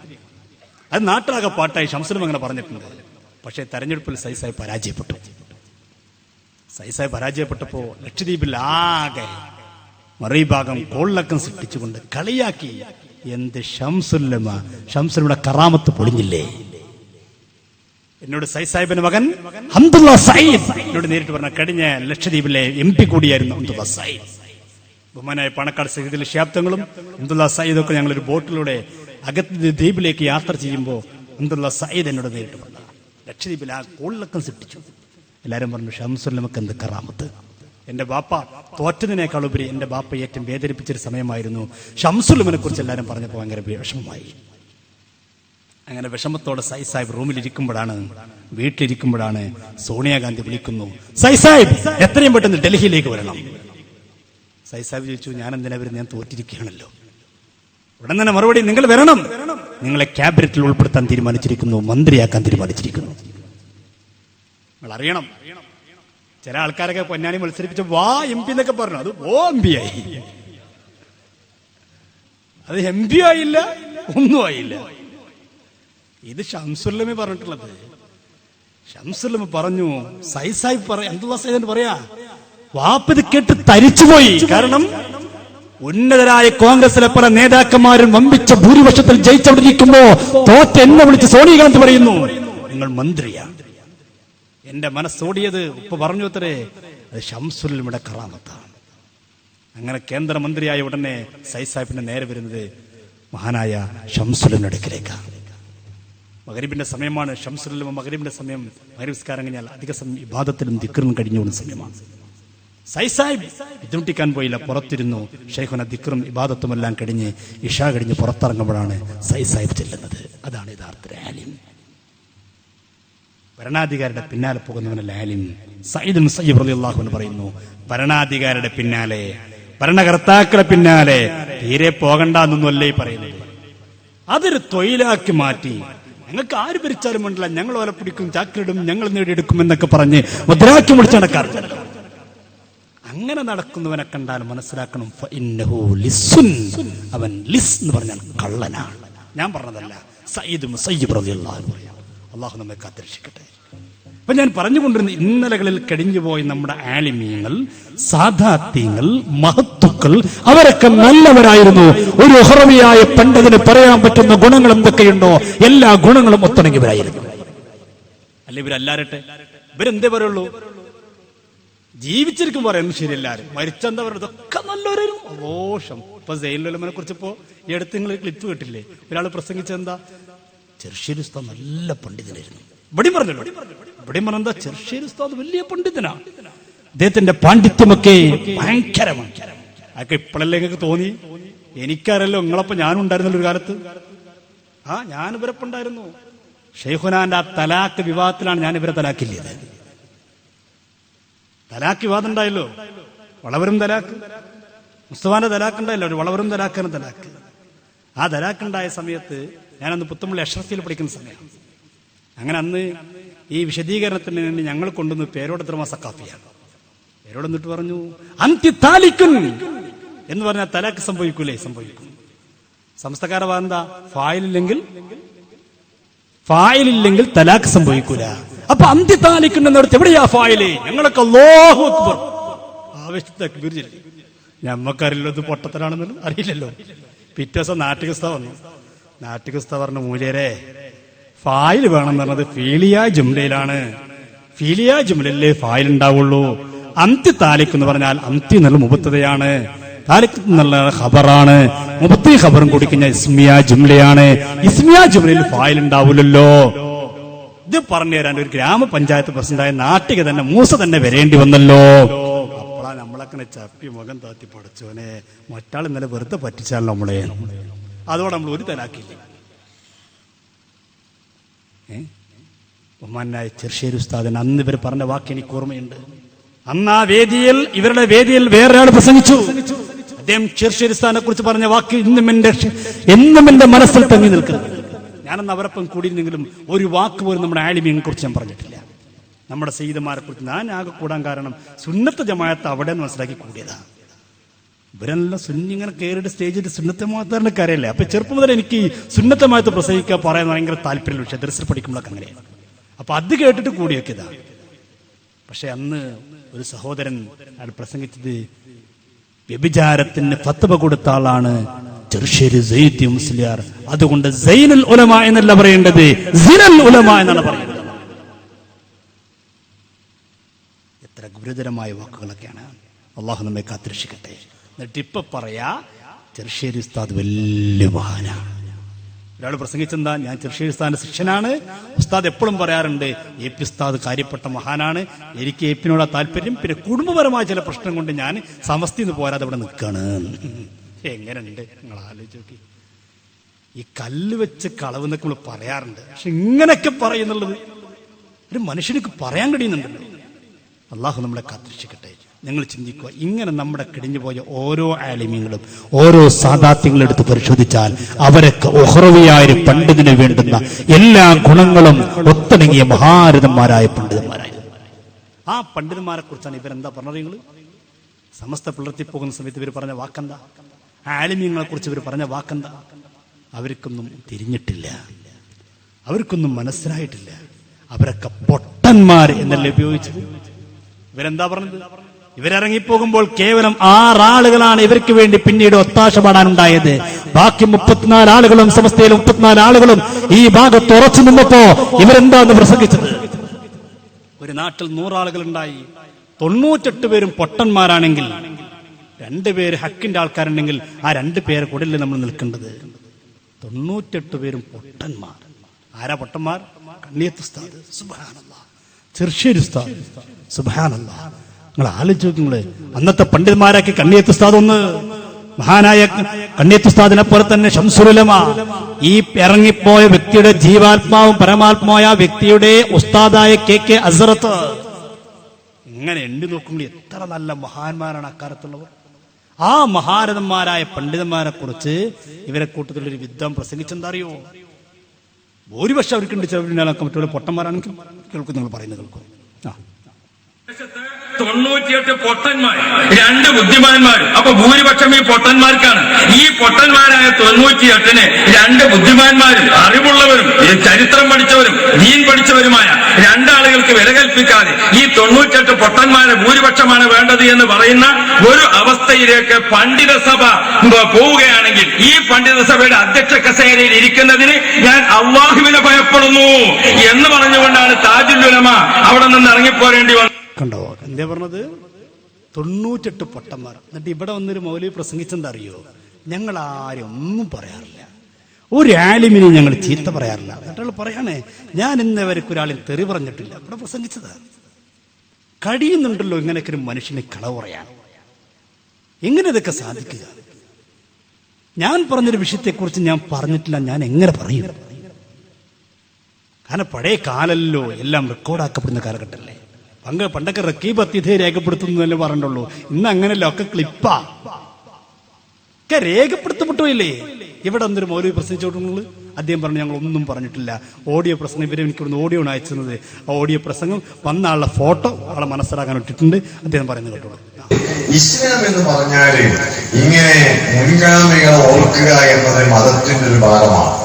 ഇസ്ലാം ബഹുമാനത്തിന്റെയും സ്നേഹത്തിന്റെയും ആദരവിന്റെയും മതമാണ്. ഇസ്ലാമിൽ ഒരിക്കലും തെറി പറയുക, ചീത്ത പറയുക അങ്ങനൊരു സംഗതിയെ ഇസ്ലാമിലില്ല.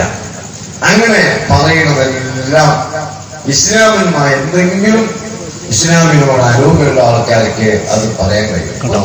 ചീത്ത പറയാന്നുള്ള ഇസ്ലാമോട്ടൊരു ബന്ധമില്ലാത്ത, ഇസ്ലാമിനോട് യാതൊരു യോജിപ്പില്ലാത്ത ആളുകളെ ചീത്ത പറയുള്ളൂ, തെറി പറയുള്ളൂ. അപ്പൊ ഇത് കേൾക്കുന്ന ഇവിടുത്തെ സാധാരണക്കാരെന്താ മനസ്സിലാക്കുക? ഇയാള് സുബ്ഹാനല്ലാഹ് ഭയങ്കര കാര്യപ്പെട്ട ആളാണ്, ഒരാളെ ഒന്നും പറയാത്ത ആള്. എന്നിട്ട് ഞാൻ അയാളെന്ന് പറഞ്ഞിട്ടുള്ളൂ. ഞാനിവിടെ എത്തോട്ടും പ്രസംഗിച്ചിട്ടുണ്ട്, പലവട്ടോടെ വന്നിട്ടില്ലേ. അപ്പൊ ഞാൻ എന്തെങ്കിലും ആരും പറഞ്ഞിട്ടുണ്ടോ? ഞാൻ ഒരാളും തെറി പറയാറില്ല, അതൊന്നും എനിക്കറിയില്ല, തെറി പറയാനൊന്നും അറിയില്ല. ആർക്ക്? സുബ്ഹാന ജല്ലാൽ. ഞാനൊക്കെ ദർസിൽ പഠിക്കുന്ന കാലത്ത് കാര്യമായിട്ട് കേട്ടു വളർന്ന ഈ സാധനങ്ങളല്ലേ, അറിയില്ലേ നമുക്ക് ഇവരെ നന്നായിട്ട്? ആര്? വടശ്ശേരി ഹസൻ മുസ്ലിയാർ. ഞാൻ പേര് പറയുന്നത് അയാളെ കുറ്റപ്പെടുത്താനല്ല, ആളെ മനസ്സിലാക്കാനാ. നമ്മൾ ആരെയും കുറ്റപ്പെടുത്തലോ വ്യക്തിഹത്യ നടത്തലല്ല, ആളെ മനസ്സിലാക്കാൻ വേണ്ടി പറയാ. ഇവിടെ ഒന്ന് പ്രസംഗിച്ചതാണ്, തെറി പറയാറേ ഇല്ല. കേൾക്കുന്നുണ്ട് ആൾക്കാരുടെ തോന്നി യാത്രയിലാണ് ഇവിടുത്തെ നേതാക്കന്മാർക്ക് പ്രസംഗിക്കാൻ എന്തെങ്കിലും ആളുകൾ ഞങ്ങളെ കൂടെ എത്ര കാലങ്ങൾ വ്യവഹരിച്ചു, ഞാൻ നിങ്ങളെ എത്ര വട്ടം പൊളിഞ്ഞു വന്നിച്ചു, ഏതെങ്കിലും ഒരാളെ വ്യക്തിപരമായി ആക്ഷേപിച്ചു. ഞാൻ ഇവിടെ എത്തോട്ടം പ്രസംഗിച്ചിട്ടുണ്ട്, ഞാൻ എവിടെയൊക്കെ പ്രസംഗിച്ചിട്ടുണ്ട്. ഞാൻ ആരെങ്കിലും ഒരു വ്യക്തിഹത്യ നടത്തിയിട്ടുണ്ടോ? ആരെങ്കിലും ചീത്ത പറഞ്ഞിട്ടുണ്ടോ? നമുക്കുണ്ടോ ഇല്ലോ നോക്കാം. അയാൾ പറഞ്ഞ സ്ഥിതിക്ക് അയാൾ ഉണ്ടോന്ന് ചോദിച്ചത്, നമുക്ക് ഉണ്ടോ ഇല്ലോ നോക്കിക്ക. അത് നമ്മൾ ചെയ്യണ്ടേ? അയാൾ പറഞ്ഞ സ്ഥിതിക്ക് അയാൾ ഉണ്ടോന്ന് ആള് ചോദിച്ചത്. അപ്പൊ ഉണ്ടെങ്കിൽ ഉണ്ട് അറിയാം, ഇല്ലെങ്കിൽ ഇല്ല അറിയാം. നിങ്ങൾക്കറിയുമോ മഹാനായ റഈസുൽ ഉലമാ കാളമ്പാട് ഉസ്താദ്, എന്റെ പ്രിയപ്പെട്ടവരെ, സമസ്ത കേരള ജംഇയ്യത്തുൽ ഉലമയുടെ പ്രസിഡന്റ് പദവിയിലേക്ക് കാളമ്പാട് ഉസ്താദിനെ നിയമിക്കപ്പെട്ട സമയത്ത് കോഴിക്കോട് മുതലക്കുളം മൈതാനിൽ വെച്ചുകൊണ്ട് ഇവർ യോഗം ചേർന്നപ്പോ ആ യോഗത്തിൽ കാളമ്പാട് ഉസ്താദിനെ കുറിച്ച് ഈ വ്യക്തി പറഞ്ഞ വാക്കെന്തെന്നറിയുമോ? ചേളാരി കമ്പനിക്ക്, മോരി കമ്പനിക്ക് കാള പ്രസിഡന്റ് ആയിരിക്കുന്നു. ആരാ കാളമ്പാട് ഉസ്താദ്? എത്ര ഭവ്യതയോടുകൂടെ, ഭക്തിയോടുകൂടെ, പടച്ചവനെ പേടിയോടുകൂടെ ജീവിക്കുന്നൊരു പണ്ഡിതനാണ്. സഹീഹുൽ ബുഖാരി ഓതിക്കൊടുക്കുമ്പോ 2 പ്രിയപ്പെട്ട മക്കൾ മരണപ്പെട്ടു എന്നുള്ള വിവരം കാളമ്പാട് ഉസ്താദിനോട് എന്ന് പറയുമ്പോ 2 പ്രിയപ്പെട്ട മക്കൾ നഷ്ടപ്പെട്ടു പോയപ്പോൾ പോലും സഹീഹുൽ ബുഖാരി നടച്ചു വെക്കാതെ കുട്ടികൾക്ക് ദർസ് ഓതിക്കൊടുത്ത, കിതാബ് ഓതിക്കൊടുത്ത മഹാനായ കാളമ്പാട് ഉസ്താദ് ആ മഹാനെ കുറിച്ച് ഉപയോഗിക്കുന്ന വാക്കെന്താ? മോരി കമ്പനിക്ക് കാള പ്രസിഡന്റായി. ഇത് പറയുമ്പോ നേതാക്കന്മാർ വേദിയിൽ നിന്ന് ചിരിക്കുകയാണ്. എന്റെ പ്രിയപ്പെട്ടവരെ, ഇവരാണോ ഇപ്പോൾ നല്ല പിള്ള ചമഞ്ഞുകൊണ്ട് രംഗത്ത് വരുന്നത്? ഇതൊക്കെ തെറ്റിദ്ധരിപ്പിക്കുമ്പോ ആ തെറ്റിദ്ധാരണ തിരുത്തി കൊടുക്കൽ ഇവിടുത്തെ SKSFന്റെ ബാധ്യതയല്ലേ? ഇവിടുത്തെ പ്രവർത്തകന്മാരുടെ ബാധ്യതയല്ലേ? അതുകൊണ്ടാണ് ഇങ്ങനെ പരിപാടി സംഘടിപ്പിക്കാൻ നമ്മളെ പ്രിയപ്പെട്ട പ്രവർത്തകന്മാർ നിർബന്ധിതരായത്. എന്താണ് കോയക്കുട്ടിസ്ഥാനെ പോലെ ഇവിടുന്ന് പറയുമ്പോൾ നമുക്ക് വേദന ഉണ്ടാവില്ലേ? പറയട്ടെ. മൂരി എന്നതിന്റെ വേറെയും മലയാളത്തിൽ പദങ്ങളുണ്ട്. അതേ പദം തലപ്പത്തുള്ള ആള് പ്രസിഡന്റ് ആക്കിയതോടുകൂടെ മറുഭാഗത്തിന്റെ മൂരീസം കൂടുതൽ പ്രകടമാകുമെന്ന് നാം മനസ്സിലാക്കിയതുണ്ട്. മൂരി എന്നതിന് നമ്മളെ കുറിച്ച് പറയാം മൂരികള്.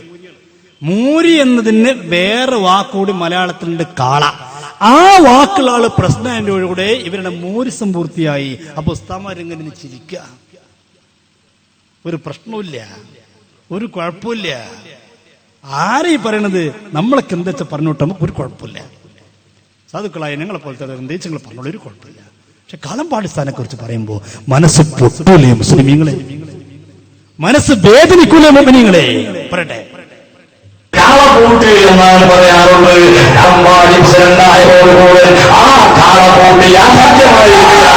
കണ്ടോ, കാളപൂട്ട് എന്ന് പറയാറുള്ളത്. കാളമ്പാട് പ്രസിഡന്റ് ആയതോടുകൂടെ കാളപൂട്ട് ഇപ്പൊ പൂർണ്ണമായി. കാളമ്പാട് ഉസ്താദിനെ ആരോടായി തുല്യപ്പെടുത്തുന്നത്? ഇത് ശരിയാണോ ചെറുപ്പക്കാരാ? ഇത് ശരിയാണോ ഉപ്പമാരെ? ഇത് ശരിയാണോ ഉമ്മമാരെ? അറിയാതെ പെട്ടുപോയ എന്റെ പ്രിയപ്പെട്ട സഹോദരങ്ങളെ, ഇത് തിരുത്തണ്ടേ നമ്മൾ? നമ്മുടെ അങ്ങനെയുള്ള മഹത്തുക്കളായ ആലിമ്യങ്ങളെ ആക്ഷേപിക്കുമ്പോൾ തിരുത്തി കൊടുക്കണ്ടേ നമ്മൾ?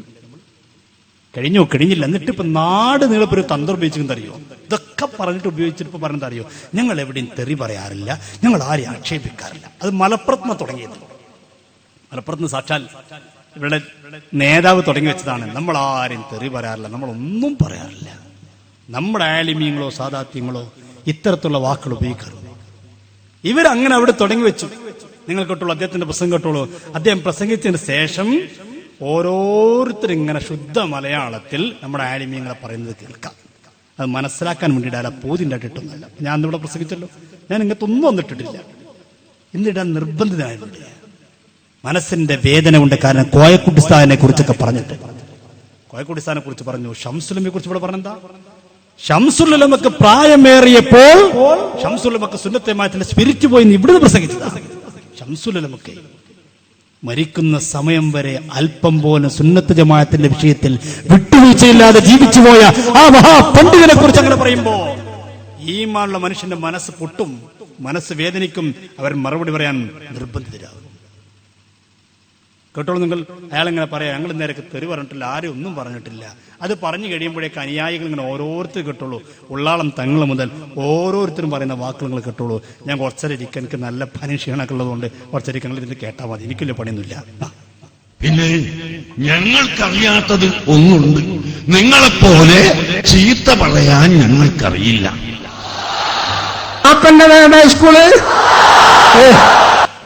നിന്റെ മാപ്പന്റെ സ്കൂള്. ഇതാരാ പറഞ്ഞത്? ഇത് ആ വിഭാഗത്തിന്റെ പ്രസിഡന്റിന്റെ വാക്കാണ്. ആരെ കൂടെ പറഞ്ഞോ? നാലകത്ത് സൂപ്പിയോട് ചോദിച്ചാണ്. നാലകത്ത് സൂപ്പി അവർക്കെതിരെ സ്കൂൾ കൊടുത്തില്ല, വിദ്യാഭ്യാസ മന്ത്രിയാകുമ്പോൾ. അപ്പൊ ചോദിക്കാണ്, ആ ചോദിച്ച വാക്കൊന്നും എനിക്ക് പറയാൻ ഉദ്ധരിക്കാൻ മടിയുള്ള വാക്കുകൾ. ആള് പറയട്ടെ. നിങ്ങളെപ്പോലെ ചീത്ത പറയാൻ ഞങ്ങൾക്കറിയില്ല. മുജാഹിദിനെ വറയാക്കാൻ, ജമാഅത്തിനെ തീട്ടമാക്കാൻ, മുജാഹിദിനെ വറയാക്കാൻ, ജമാഅത്തിനെ തീട്ടമാക്കാൻ. നിങ്ങളെപ്പോലെ ചീത്ത പറയാൻ ഞങ്ങൾക്കറിയില്ല. ഇന്നലെ വരെ ട്രൗസർ ഇട്ട് നടന്നിട്ട് ഒന്ന് കോണം കെട്ടിയാടോ ആര് പോകോ? ഇന്നലെ വരെ ട്രൗസർ ഇട്ട് നടന്നിട്ട് ഒന്ന് കോണം കെട്ടിയാടോ ആര് പോകോ?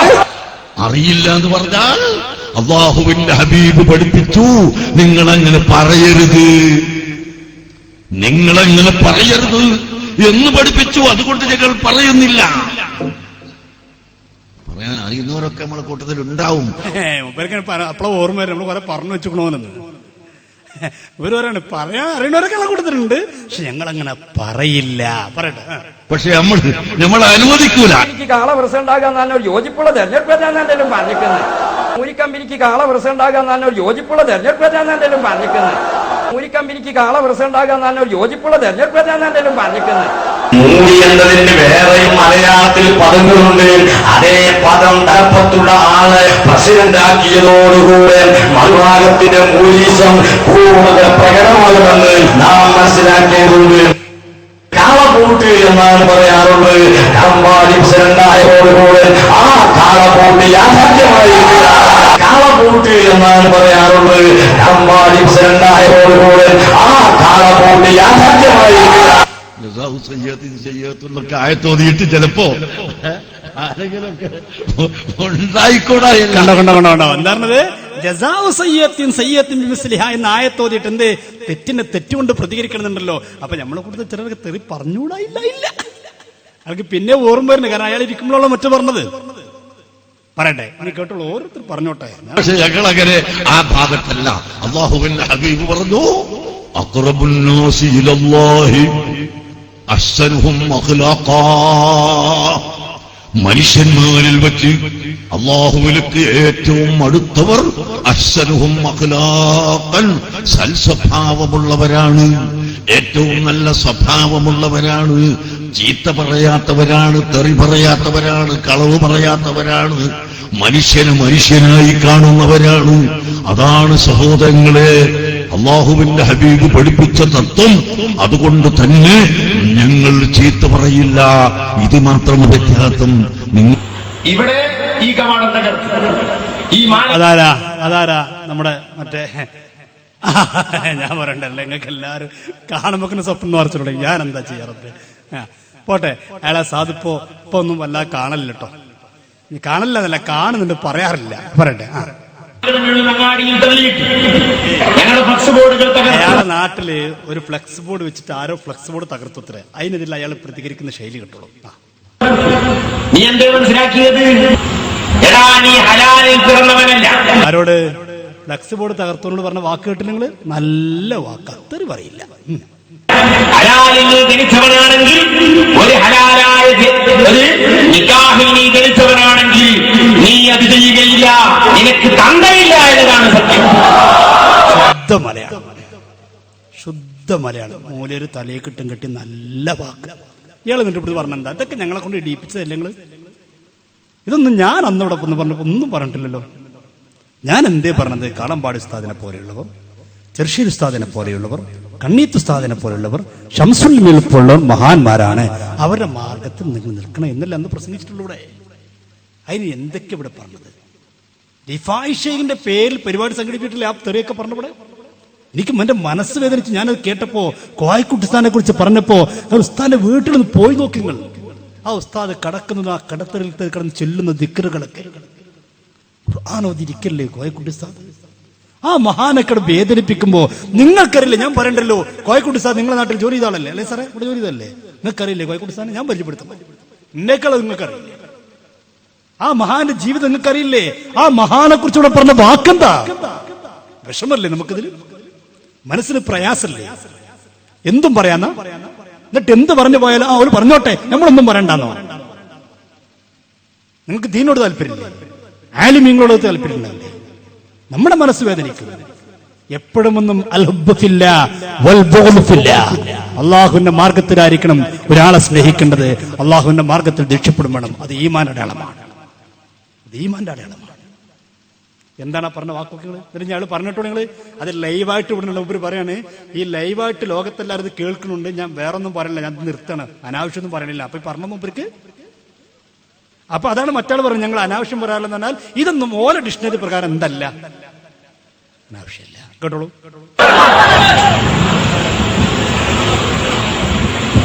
എടാ, ഇരുട്ടത്ത് എന്തൊക്കെ ചെയ്യാനാവും?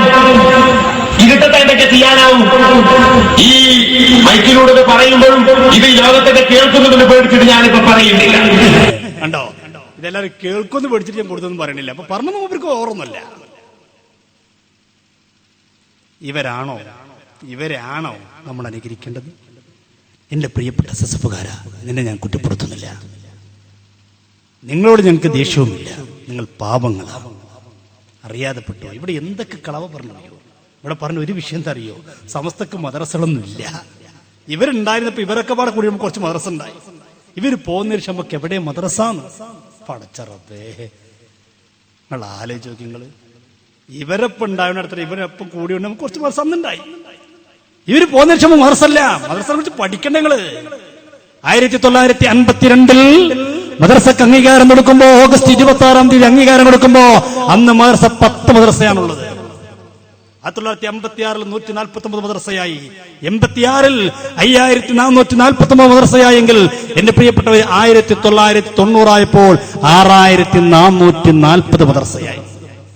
ഇവര് പിരിഞ്ഞു പോകുന്നത് 1989. ഇനി ശ്രദ്ധിക്കുക, ഇവര് പോയതിന് ശേഷം 2015 കഴിഞ്ഞ് ഇപ്പോ 2016 ഇപ്പൊ നമുക്ക് എത്ര മദ്രസയുണ്ട്? ഇപ്പൊ നമുക്ക് 9595 മദ്രസ. നിങ്ങൾ അറിയണം, ഇവര് പോകണ കാലത്ത് മദ്രസ 6000 പരം ഉണ്ട്. 6000 പരം എന്ന് പറഞ്ഞാൽ വേണ്ട സ്ഥലത്തൊക്കെ മദ്രസ ഉണ്ടാക്കിയിട്ടുണ്ട്. പിന്നെ നമ്മൾ മദ്രസ ഉണ്ടാക്കിയിട്ട് പിന്നെ ഉണ്ടാക്കൂലോ, പിന്നുള്ള സ്ഥലത്തിൽ ഉണ്ടാക്കുള്ളൂ. എന്നിട്ടും നമ്മൾ ഇവര് പോയതിന്റെ ശേഷം നമ്മൾ മദ്രസ ഉണ്ടാക്കി ഇപ്പോൾ 9595 മദ്രസ. എന്നാ പേരെന്ന് പറയട്ടെ, നമ്മൾ ഒന്നാമത്തെ മദ്രസ ഇന്നതാണ്. നമ്മൾ എണ്ണി കാണിച്ചു കൊടുക്കാം. 9595 ഇന്നതാണ് ചുരുക്കം. ഇവിടെ നിന്ന് എണ്ണട്ടെന്നാ. ഇവിടെ പറഞ്ഞാൽ 10,000-ലേറെ മദ്രസ ഉണ്ട്. ഓ, അതെവിടെയാണാവോ? അതെവിടെയാണ്? എന്താ പറച്ചലറിയോ? ഇവിടെ പറഞ്ഞല്ലേ, ഇന്ത്യൻ മുസൽമാന്റെ 15 കോടി ഇന്ത്യൻ മുസൽമാന്റെ ചങ്കിലെ ചോരയാണ് ഉസ്താദ്. ചങ്കിലെ ചോര. അതിന് ഞങ്ങളുടെ വെട്ടിക്കളി ആ 15 കോടിന്ന്. പണ്ട് ഒരു അനൗൺസ്മെന്റ് വളാഞ്ചേരി അങ്ങാടി കൂടി ഇങ്ങനെ പോകത്തില്ല. അപ്പൊ ഒരാൾക്ക് ഇതേ അനൗൺസ്മെന്റ് ചെയ്യുന്നത്. ഒരു പള്ളിയിൽ കാണത്തിന് മറ്റാൾ വരുന്നുണ്ട്, അനൗൺസ്മെന്റ് ചെയ്യാം. ഇന്ത്യൻ മുസൽമാന്റെ 15 കോടി മുസൽമാന്റെ ചെങ്കില ചോരയായ കമറുലുലമ കടന്നു വരുന്നു. ഏതാനും നിമിഷങ്ങൾ കടന്നു വരുന്നു. അപ്പൊ ഒരു ചായക്കടയിൽ ചായ ഭരണ കാക്കത് ഇങ്ങനെ കേട്ടിട്ട് കൈവിട്ടിട്ട് മനം നിർത്തി. അപ്പം വലിയ പ്രതീക്ഷയിലെ അപ്പം ചായക്കാരിച്ചു അലമാൻ എന്താ ജി പറഞ്ഞു ചോദിച്ചു. ഞാൻ 15 കോടി മുസ്ലിമീങ്ങളെ ചങ്കലച്ചോരായി കാണുന്നത്. എന്നാലേ ആ 15 കോടി നിന്റെ പേരന്റെ ഒട്ടിക്കലട്ടോ ഓർമ്മ അല്ലേ? മൊത്തം മുസ്ലിമീങ്ങളും പുരണ്ട ഏറ്റെടുക്ക കണക്ക്, എന്നിട്ട് അതിന്റെ ചങ്കലച്ചോരാക്ക. എവിടെയാണ് ഇപ്പൊ 15,000 വരുന്നത്? നമ്മുടെ മദ്രസ വെബ്സൈറ്റിൽ പോയി പരിശോധിച്ചോ. വേണമെങ്കിൽ ഒന്ന് ചേളാരി ചെന്നോ. ഒന്നാമത്തെ മദ്രസ ഏതാ? അവിടെ കാണിച്ചു തരും. 2 ഏതാ 3 ഏതാ? 9595 മദ്രസ ഏതാ? ഒന്ന് ചേളാരിൽ ചെല്ലോ, കാണിച്ചു തരും. ഇവരോട് ചോദിച്ചാലോ അത് കുറച്ച് ഗുജറാത്തിൽ കുറച്ചുണ്ട്, അവർ പോയേക്കൂലല്ലോ. പിന്നെ കുറച്ച് കാശ്മീരിലല്ലോ ഭയങ്കര അവിടെയാണ്. ഞങ്ങളെ മദ്രസ ഓരോന്ന് അക്കമിട്ട് കാണിച്ചു. പിന്നെ പറഞ്ഞെന്താ? ഇവിടെ പറഞ്ഞു നമുക്ക് സ്ഥാപനങ്ങളൊന്നുമില്ല, സ്ഥാപനങ്ങളൊക്കെ ഇവരുണ്ടാവുമ്പോൾ ഉണ്ടാക്കിയതാണ്. അത് നിങ്ങളതാ. മർക്കസ് ആരുണ്ടാക്കിയത്? ഞങ്ങളൊരു സമസ്തക്കാർ പ്രശ്നത്തിന് ചെല്ലാത്തോണ്ട് നിങ്ങൾക്ക് സുഖമായിട്ട് പോകാം, അത്രേ ഉള്ളൂ. മർക്കസ് ആരാ തറക്കലിട്ടത്? സയ്യിദിയ അറബി കോളേജ് ആരാണ് തറക്കലിട്ടത്? എന്റെ കയ്യിൽ രേഖ വെച്ചോ സംസാരിക്കുന്നത്. രേഖകൾ ഞാൻ ആ പുസ്തകങ്ങളൊക്കെ ഏറ്റിക്കൊണ്ടുവരും. കാസർകോട്ട് നിങ്ങൾ കൊണ്ടുവരേണ്ടത് മടി കൊണ്ട് കൊണ്ടുവരുന്നത് അതൊക്കെ ഏറ്റി വരണ്ടേ? MA അബ്ദുൽ ഖാദർ മുസ്ലിം ഇത്ര കട്ടിയുള്ള പുസ്തകമുണ്ട്. ആ പുസ്തകത്തിലൊക്കെ പറയുന്നുണ്ട് ശംസുൽ ഉലമയും കണ്ണിയത്ത് ഉസ്താദിന്റെ നേതൃത്വത്തിലാണ് മർക്കസു സഖാഫത്ത് സുന്നിയ ഉണ്ടായത്, സയ്യിദിയ അറബി കോളേജ് ഉണ്ടായത്. ഇന്നും നിങ്ങൾ ചൊല്ലു സയ്യിദിയ അറബി കോളേജിന്റെ ശിലാ ഫലകത്ത് കാണാ കണ്ണിയത്ത് അബ്ദുൽ മുസ്ലിയ. ഞങ്ങൾ ദാറുൽ ഹുദന്റെ ശിലാ ഫലകത്ത് നോക്കണേ, അമ്മുണ്ടോ AP അബൂബക്കർ മുസ്ലിയാർ? പട്ടിക്കാട് ജാമിഅ അറബി കോളേജിലെയും AP അബൂബക്കർ മുസ്ലിയാർ ഉണ്ടോ? വളാഞ്ചേരി മർക്കസ് തർബിയത്തുൽ ഇസ്ലാമിയ ചെന്ന് നോക്കണ്ടോ? നിങ്ങൾ പോയിട്ട് എത്ര സ്ഥാപനം ഉണ്ടായിരുന്നു? ഒന്നും വേണ്ട കൂട്ടരെ. ദാറുൽ ഹുദക്ക് എത്ര സഹസ്ഥാപനങ്ങൾ ഉണ്ടായി? വാഫി കോളേജിന് സഹസ്ഥാപനങ്ങൾ ഉണ്ടായി. നിങ്ങൾ ഉണ്ടായിട്ടുണ്ടായതാ? സമസ്തത എഞ്ചിനീയറിംഗ് കോളേജ് നടത്തുന്നു കേരളത്തിൽ ഏറ്റവും നല്ല രീതിയിൽ. മന്ത്രിമാർ പോലും പറഞ്ഞല്ലേ കേരളത്തിൽ ഏറ്റവും നല്ല രീതിയിൽ എഞ്ചിനീയറിംഗ് കോളേജ് നടത്തുന്നത് സമസ്ത കേരള ജംഇയ്യത്തുലമയുടെ എഞ്ചിനീയറിംഗ് കോളേജാ. നിങ്ങൾ ഉണ്ടാക്കിയതാ? എന്നിട്ട് ഇവിടെ പറ നിങ്ങൾക്ക് എന്താ ഉള്ളത്? ഞങ്ങൾക്ക് ഒന്നുമില്ല. ഞങ്ങൾക്ക് അഹങ്കാരമൊന്നുമില്ല, ഞങ്ങൾക്ക് ഒന്നുമില്ല, ഒരു കുഴപ്പമില്ല. പക്ഷെ ഞങ്ങൾക്കുണ്ട് നല്ല ആലിമ്യം നടപ്പുണ്ട്, ഞങ്ങളെ സ്വത്തതാ. പക്ഷെ കളവ് പറയരുത്. കളവ് പറയും ഞങ്ങൾക്ക് കൈയോട് പിടിക്കും. ഇവിടെ മൂപ്പരിനെ പറഞ്ഞെന്താ? കളവ് പറയാൻ പാടില്ല, കളവ് പറയൽ ഏറ്റവും വലിയ തെറ്റാണ്. എന്നിട്ടാ മൂപ്പര് പറഞ്ഞതൊക്കെ അതാണ് പറഞ്ഞത്. കേൾക്കും നിങ്ങൾ? കളവ് പറയാൻ പാടില്ല എന്നിട്ട് മൂപ്പര് പറഞ്ഞതോ മുഴുവൻ കളവ് പറയില്ല. ഇത് ഏത് കുട്ടികൾക്ക് അറിയുന്ന കാര്യങ്ങളിലെ സമസ്തയുടെ മദ്രസയുടെ എണ്ണവും, സമസ്തയുടെ കീഴിലുള്ള പള്ളികളുടെ എണ്ണവും, സമസ്തയുടെ കീഴിലുള്ള സ്ഥാപനങ്ങളുടെ എണ്ണവും, സമസ്തയുടെ കീഴിലുള്ള മഹല്ലുകളുടെ എണ്ണവും എല്ലാവർക്കും അറിയുന്ന കാര്യമല്ലേ? ഇനി ഇവർക്ക് മദ്രസ ഉണ്ട് നോക്കാം. ഇപ്പൊ എനിക്കറിയാം എന്റെ നാട്ടിൽ ഇവർക്ക് മദ്രസ ഉണ്ട്. 6 കുട്ടികളുണ്ട്. 6ാം ക്ലാസ് 2, 1ാം ക്ലാസ്സിൽ 1 കുട്ടി, 2ാം ക്ലാസ്സിൽ 1 കുട്ടി, 3ാം ക്ലാസ്സിൽ 6 കുട്ടികളെ കൊണ്ട് 6ാം ക്ലാസ് നടത്തിയുള്ള അവസ്ഥ ആലോചിക്കുന്നത്. നമ്മളങ്ങനല്ലോ. ഒരു മദ്രസയിൽ 300-400 കുട്ടികളാണ്. അങ്ങനെയാണ് 9,595 മദ്രസകൾ. അന്തസ്സോടെ പറയാം 12 ലക്ഷത്തിലേറെ വിദ്യാർത്ഥികൾ. അൽഹംദുലില്ലാഹ്, അൽഹംദുലില്ലാഹ്. തൃശ്ശൂർ വഫാത്താകുമ്പോ അന്ന് രാവിലെ മദ്രസകളിലേക്ക് വിവരം കിട്ടുന്നു. അൽഹംദുലില്ലാഹ്, ആ സ്പോട്ടിൽ മഹാനായ തൃശ്ശൂർ ഉസ്താദിലേക്ക് എത്തുന്നതോ 12 ലക്ഷത്തിലേറെ ഫാത്തിഹയാണ്. ഒരു ദിവസത്തിൽ എന്റെ മുസ്ലിമീങ്ങൾ അറിയണം, റസൂലുള്ളാഹിന്റെ ഹദറത്തിലേക്ക് 12 ലക്ഷം വിദ്യാർത്ഥികൾ 3 സലാത്ത് വീതം ചെല്ലുമ്പോ 36 ലക്ഷം സലാത്തല്ലേ മുത്തനബിന്റെ പരിശുദ്ധമായ റൗളയിലേക്ക് ഒരു ദിവസം സമസ്ത കേരള ജംഇയ്യത്തുലമ അയക്കുന്നത്. ചില്ലറക്കാരാ സമസ്ത ചെയ്തത്? 36 ലക്ഷം സലാത്ത് ഒരു ദിവസത്തിൽ. ചില മദ്രസയിൽ 10 സലാത്തിലും അതൊന്നും കൂട്ടിയിട്ടില്ല, 3 വെച്ച് കൂട്ടിയിട്ടാ പറഞ്ഞത്. 10 സലാത്തിൽ മദ്രസയിൽ 3 വെച്ചും കൂട്ടിയിട്ടാ പറഞ്ഞത്. 36 ലക്ഷം സലാത്ത് ഒരു ദിവസത്തിൽ സമസ്തന്റെ പേരിൽ ഷെയ്ഖുന ബഹുമാനപ്പെട്ട ഹബീബ നബി സല്ലല്ലാഹു അലൈഹി വസല്ലം റൗളയിലേക്ക് എത്തുക. ഇതൊക്കെ നിസ്സാരമായി കണ്ട കാര്യങ്ങളാ? ഇതൊക്കെ ചില്ലറക്കാരായിട്ട് കണ്ടതാ? എന്നിട്ട് ഇവിടെ വന്നിട്ട് കളവ് പറയാ, അതും റിഫായ് ഷെയ്ഖിന്റെ പേരിൽ. അതാ വേദന. അവർ മറുപടി നല്ല പേര് വെക്കട്ടെ. സ്വാഗതം പറഞ്ഞപ്പോൾ പറഞ്ഞേ മറുപടി ഒന്നും പറയണില്ല. റിഫായ് ഷെയ്ഖും തുടങ്ങിയിട്ട് പിന്നെ പറഞ്ഞതൊക്കെ നമ്മളെ കേട്ടോളൂ. ഒരു മുസ്ലിമായ മനുഷ്യൻ കളവ് പറയാൻ സാധ്യതയുണ്ടോ? അല്ലാഹുവിന്റെ റസൂൽ പറഞ്ഞില്ല, അതിന് ഒരു സാധ്യതയുമില്ല. മുസ്ലിമാണോ അവൻ കള്ളം പറയുകയില്ല. നബി മുഹമ്മദ് റസൂലുള്ളാഹി സ്വല്ലല്ലാഹു അലൈഹി വസല്ലം അള്ളാഹുവിന്റെ റസൂൽ സല്ലല്ലാഹു അലൈഹി വസല്ലം പറഞ്ഞ മുസ്ലിമാണ് കളവ് പറയില്ല. ഇയാൾ പറഞ്ഞതൊക്കെ കളവാണ്. അള്ളാഹു നമ്മളെ കാത്തിരക്ഷിക്കട്ടെ. എന്നിട്ട് ആളുകളെ തട്ടിപ്പ് നടത്തി മുന്നോട്ട് പോകുമ്പോൾ നമ്മൾ തിരുത്തണ്ടേ? ഇപ്പൊ പുതിയ തട്ടിപ്പ് ഇറങ്ങിക്കും. എന്താ അറിയോ?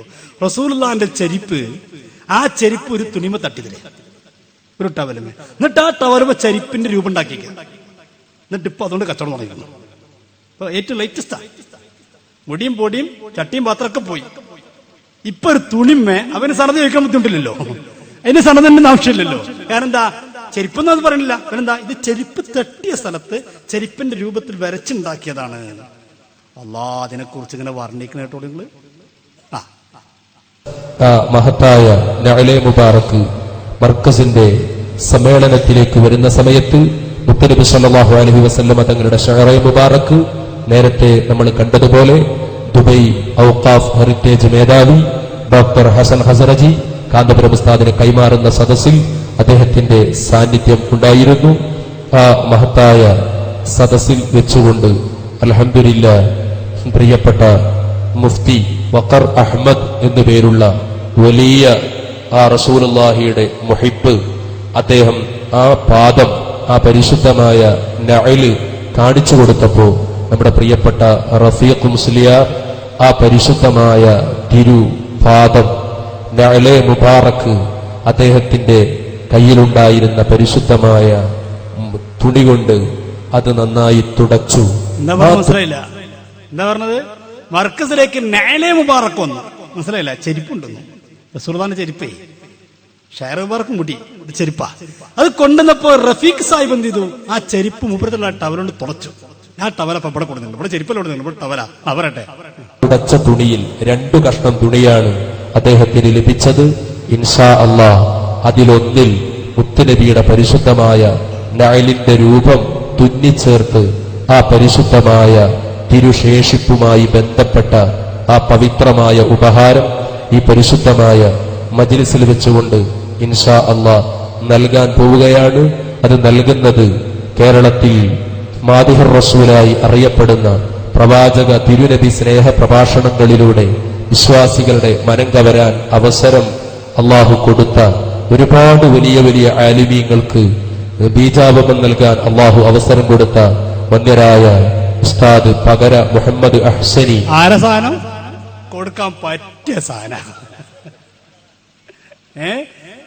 നമ്മളെ ടിക്കറ്റേ മൂപ്പരല്ല കൊടുക്കണത്. മൂപ്പരെങ്ങനെ പറഞ്ഞിട്ട് മൂപ്പര ശിക്ഷണ കൊടുക്കുന്നത്.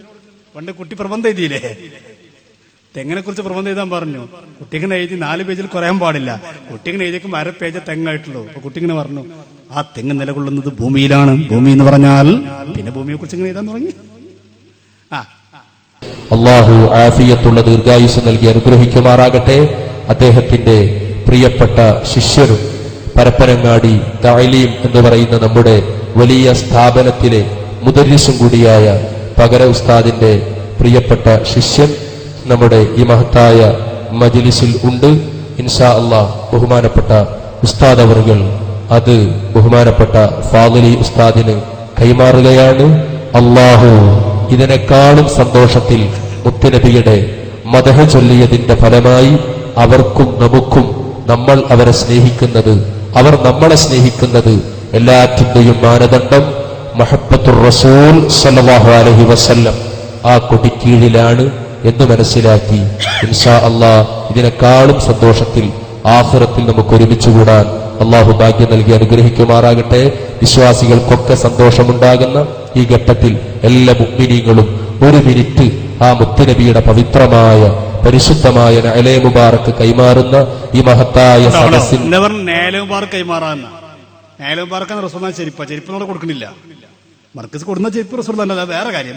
ഞാൻ ഇവിടെ ഉണ്ടോ? ഇവിടെ അതുമില്ല. ഇവിടെ എന്താ ഉള്ളത്? ആ ചെരുപ്പ് തട്ടിയ ടവല്, ആ ടവലുമ ചെരുപ്പിന്റെ രൂപം വരച്ചില്ല. എന്നിട്ട് അതാ കൊടുക്കുന്നത്. പക്ഷെ പറയുമ്പോൾ എന്താ പറയുന്നത്? നഅലെ മുബാറക്കാ കൊടുക്കുന്നത്. ഒരു മനുഷ്യന്മാർ എങ്ങനെ വഞ്ചിക്കാൻ പറ്റുമോ? നീ കൊടുക്കണുണ്ടോ?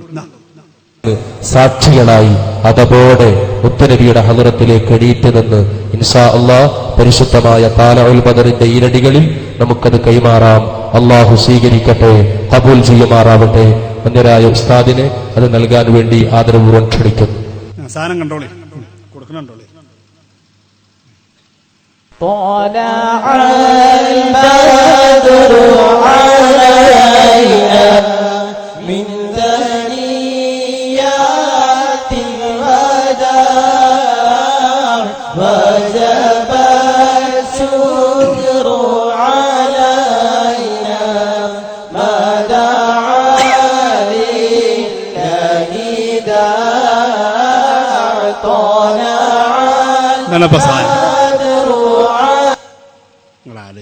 എന്തൊക്കെ തട്ടിപ്പാണ് അവിടെ നടക്കുന്നത്, എന്തൊക്കെ തട്ടിപ്പുകളാണ് ദുനിയാവിൽ നടത്തുന്നത്. ഇതൊക്കെ നടത്തുമ്പോൾ നമ്മൾ എന്താ പറയണത്?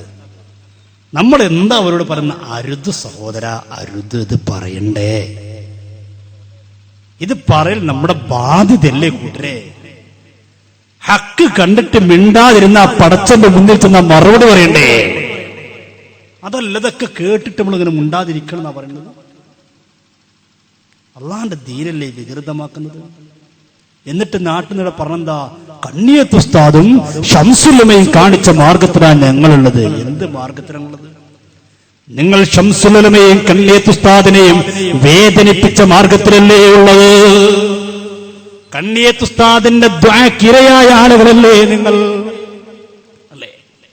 നിർഭര എന്ന് പറഞ്ഞെന്താ, കണ്ണിയത്ത് ഉസ്താദ് ഹക്ക് പറയാൻ പുറപ്പെട്ടപ്പോ മൈക്ക് മാറ്റി വെച്ചു നമ്മള് ഇവരന്ന് പ്രസംഗിച്ച. ഇപ്പൊ പാട്ടച്ചവൻ തിരിച്ചടിച്ചില്ലേ, ശരിക്കാണ് കൊടുത്തില്ലേ. അതെന്താ?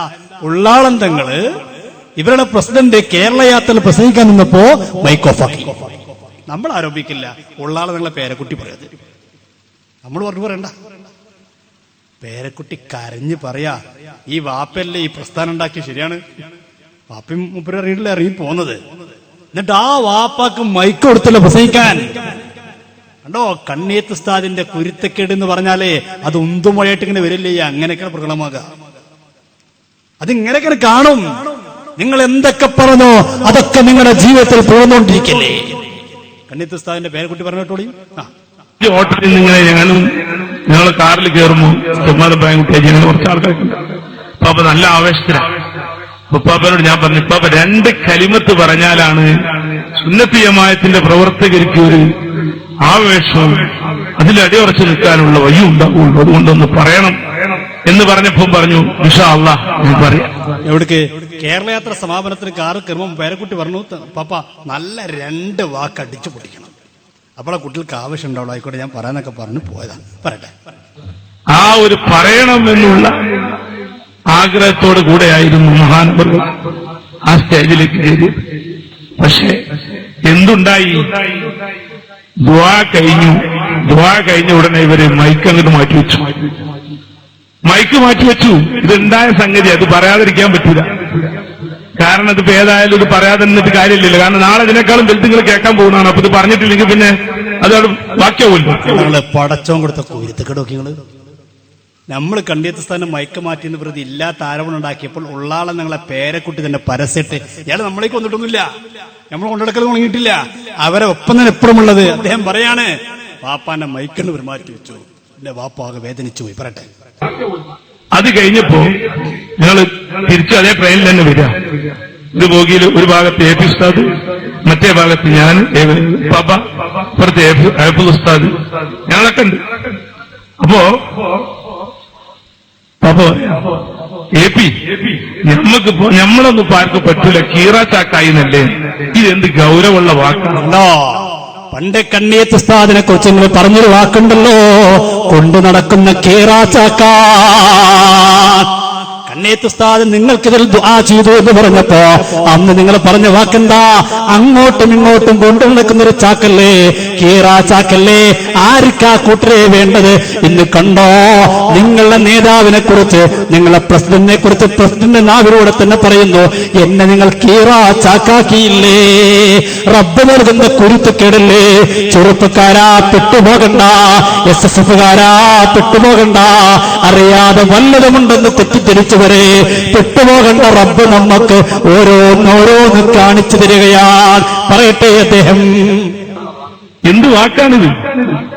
പാപ്പ അവിടെ പ്രസംഗിച്ചു പോയാൽ നമ്മൾ സുന്നത്തി ജമാഅത്തിൽ ഗുണമല്ലാതെ എന്ത് ദോഷ മക്കളെ ഉണ്ടാവുക? ഈ കാണുന്ന പ്രസ്ഥാനം ഈ ഗവൺമെന്റ് രൂപത്തിലാക്കിയത് ആരാ? എന്താ നിങ്ങൾക്ക് പറ്റിയത്? നിങ്ങൾക്ക് എന്ത് സംഭവിച്ചു? നമ്മളോടല്ലോ ആരോട് വയ്ക്കണത്? നമ്മളോടല്ല വയ്ക്കണത്. അദ്ദേഹം അവരിൽ നിന്നുകൊണ്ട് ചോദിക്കുകയാണ്, നിങ്ങൾക്ക് എന്ത് പറ്റി കൂട്ടരെ? ഇപ്പാപ്പ 2 വാക്ക് പറഞ്ഞ സുന്നത്ത് മാത്രം ഗുണല്ലേ കിട്ടുക? എന്തിനാ നിങ്ങൾ മൈക്ക് ഓഫ് ആക്കിയത്? പറയണം നിങ്ങൾ. ആരാണ് ആലിമി നിങ്ങളെ വേദനിപ്പിച്ചവർ? ആരാണ് സയ്യിദന്മാരെ വേദനിപ്പിച്ചവർ? ഇത് എനിക്ക് എങ്ങേയറ്റം വേദന ഉണ്ടാക്കിയ സംഗതി. ഇതിന്റെ പേരിൽ നാളെ 100 കളവ് മറ്റൊരു പറയും, എനിക്കറിയാം, പറഞ്ഞോട്ടെ, പ്രശ്നമില്ല. പക്ഷേ അത് കഴിഞ്ഞു. പിറ്റേന്ന് ഇവിടെ വന്നു. പിറ്റേന്ന് നമ്മുടെ ഇപ്പോഴത്തെ പ്രസിഡന്റ് ബഹുവന്യരായ സുലൈമാൻ ഉസ്താദ് മഹാനവറുകൾ പാപ്പനെ അഹ്സനി ബിരുദം കൊടുക്കൽ എപ്പോഴും പാപ്പ അപ്പാത്താകുന്ന കാലം വരെയും മഹാനവറുകളായിരുന്നു. എങ്ങനെ ഒതുക്കുങ്ങലിന്റെ സനത് സമ്മേളനത്തിന് വിളിക്കാൻ വന്നു. അപ്പോ ഞാൻ പറഞ്ഞു, പാപ്പ റൂമിലാണ്. ഞാൻ ഉസ്താദിനോട് പറഞ്ഞു, ഉസ്താദ് ഇന്നലെ വല്ലാത്തൊരു ദൗർഭാഗ്യകരമായ ഒരു സംഭവം ഉണ്ടായി. പാപ്പക്ക് പ്രസംഗിക്കാൻ ആഗ്രഹം ഉണ്ടായിരുന്നു, പ്രസംഗിച്ചില്ല. അപ്പോ ഞാൻ പാപ്പനോട് ചോദിച്ചു, ഇവിടെ വീട്ടിലെത്തിയപ്പോഴും ചോദിച്ചു, പാപ്പ എന്താ ഇന്നലെ പ്രസംഗിക്കാൻ? പാപ്പ എടുത്തു വായിക്കണം, മൈക്ക് തരണ്ട, ഒരു മൈക്ക് ഞാൻ പിടിച്ചെടുത്ത് പ്രസംഗിക്കുകയാണോ എന്ന് ചോദിച്ചു. ഉള്ളാളം തങ്ങളുപ്പാപ്പ പറഞ്ഞുവത്രേ, പേരക്കുട്ടിയോട് മനസ്സ് പൊട്ടിയിട്ട് പറഞ്ഞുവത്രേ, ഞാൻ മൈക്കയുടെ പ്രസംഗിക്കാൻ നിന്നപ്പോ അവരെന്റെ മൈക്ക പിടിച്ചു വലിച്ചു നോക്കുമ്പോ ചെറുശ്ശേരി ഉസ്താദിനെ കുറിച്ച് എന്തൊക്കെ പറഞ്ഞോ, കണ്ണേത്ത് ഉസ്താദിനെ കുറിച്ച് എന്തൊക്കെ പറഞ്ഞോ, ഷംസുല്ലമയെ കുറിച്ച് എന്തൊക്കെ പറഞ്ഞോ, കാളമ്പാട് ഉസ്താദിനെ കുറിച്ച് എന്തൊക്കെ പറഞ്ഞോ, ഇന്നലകളിൽ കഴിഞ്ഞുപോയ ആലിമീങ്ങളെ കുറിച്ച് എന്തൊക്കെ പറഞ്ഞോ. ഇൻഷാ അല്ലാഹ് കാലം സാക്ഷി, എല്ലാം കാലം നിങ്ങൾക്ക് മറുപടി നൽകുന്നതാണ്. അതിന്റെ ഓരോന്നാണ് കണ്ടുകൊണ്ടിരിക്കുന്നത്. വല്ലാത്ത വാക്കാണതൊക്കെ. പിന്നെന്താ, ഭയങ്കര വാക്കല്ലേ, കടുപ്പുള്ളല്ലേ. ഒരു നേതാവിനെ സംബന്ധിച്ചിടത്തോളം ഇതിലും അധികം മനസ്സ് പൊട്ടുന്ന വേറെ വാക്കല്ല. അവരുടെ ഏറ്റവും വലിയ നേതാവിൽ ഉള്ളാണ് നിങ്ങൾ. നമ്മളെ വേദനിപ്പിച്ചൊക്കെ അവിടെ ഇരിക്കട്ടെ, അവരുടെ ഏറ്റവും വലിയ നേതാവിൽ ഉള്ളാണ് നിങ്ങൾ. ആ ഉള്ളാളെ പേരക്കുട്ടി മനസ്സ് പൊട്ടിയിട്ടായി പറയണത്. പിന്നെ എന്ത് സയ്യിദന്മാരെ ബഹുമാനിക്കുന്നവരാ നിങ്ങൾ? എന്ത് ആലിമീങ്ങളെ ബഹുമാനിക്കുന്നവരാ നിങ്ങൾ? പറയട്ടെ അദ്ദേഹം. അങ്ങനെ സുലൈമാൻ ഉസ്താദിനോട് പറഞ്ഞപ്പോ സുലൈമാൻ ഉസ്താദ് പറഞ്ഞു, എന്റെ പേരും വിളിച്ചിരുന്നു, പക്ഷെ ഞാനും പ്രസംഗിച്ചില്ല. കാരണം പാപ്പ പ്രസംഗിക്കാത്തോടത്ത് ഞാനെന്ത് പ്രസംഗിക്കാനാണ്?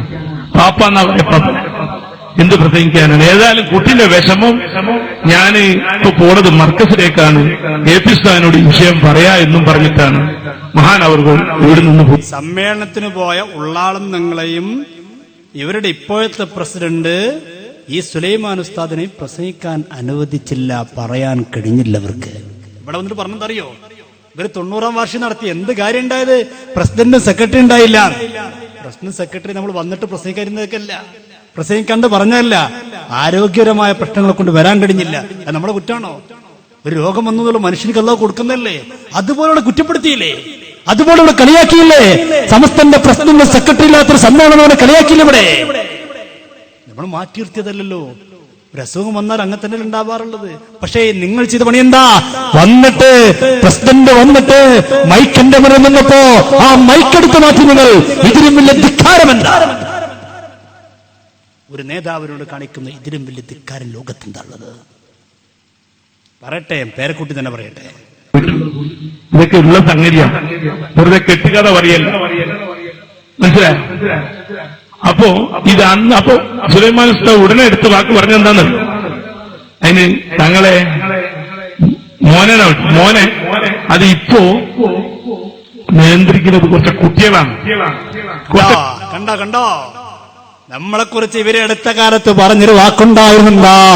സമസ്തയെ നിയന്ത്രിക്കുന്നത് നേതാക്കന്മാരല്ല, തലയിരിക്കുമ്പോൾ വാലാടുകയാണ്. വാലാണ് നിയന്ത്രിക്കുന്ന ഇടക്കാലത്ത് ഇവർ നടന്നിവിടെ പ്രസംഗിച്ചിരുന്നു. കണ്ടോ റബ്ബ് കൊടുക്കുന്ന മറുപടി കണ്ടോ? സ്വന്തം നേതാവിന്റെ നാവിലൂടെ പറയുന്നു. ആരാ പറയുന്നത്? അവരുടെ ഇപ്പോഴത്തെ സമസ്തന്റെ പ്രസിഡന്റ് പറയുകയാണ്, നമ്മുടെ സമസ്തയെ നിയന്ത്രിക്കുന്നത് നമ്മളല്ല, കുറച്ച് കുട്ടികളാ.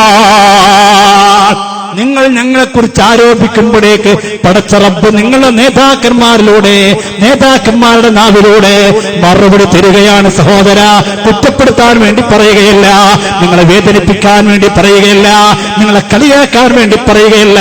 ഇത് സമസ്തയുടെ കുരുത്തമാണ്, സമസ്തയുടെ പൊരുത്തമാണ്, സമസ്തയുടെ കറാമത്താണ്, സമസ്തയുടെ മഹത്വമാണ്.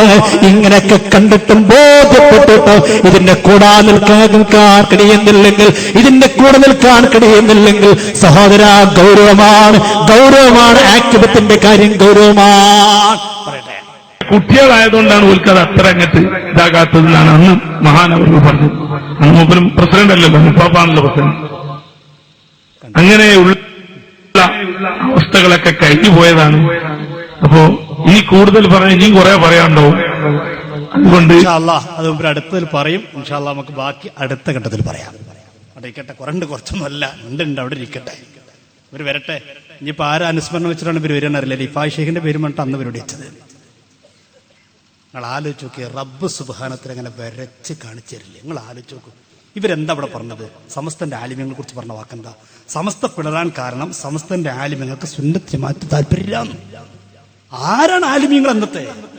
അന്നത്തെ പ്രസിഡന്റ് ആരായിരുന്നു? കോയക്കുട്ടി ഉസ്താദ് അല്ലല്ലോ. അന്ന് പ്രസിഡന്റ് കണ്ണിയത്ത് ഉസ്താദ്. അന്ന് സെക്രട്ടറി ആരാ? ആലിക്കുട്ടി ഉസ്താദ് അല്ല. അന്ന് സെക്രട്ടറി ആരാ? ശൈഖുനാ ശംസുൽ ഉലമ ഉസ്താദ്. അവർക്കൊന്നും സുന്നത്ത് ജമാഅത്തിൽ താല്പര്യമില്ല. ഇവിടെ പ്രസംഗിച്ചതല്ലത്. അതുകൊണ്ട് അത്ര സമസ്ത പിളർന്നത്. ഇവർക്ക് എന്നിട്ട് ഇവിടെ പറഞ്ഞെന്താ?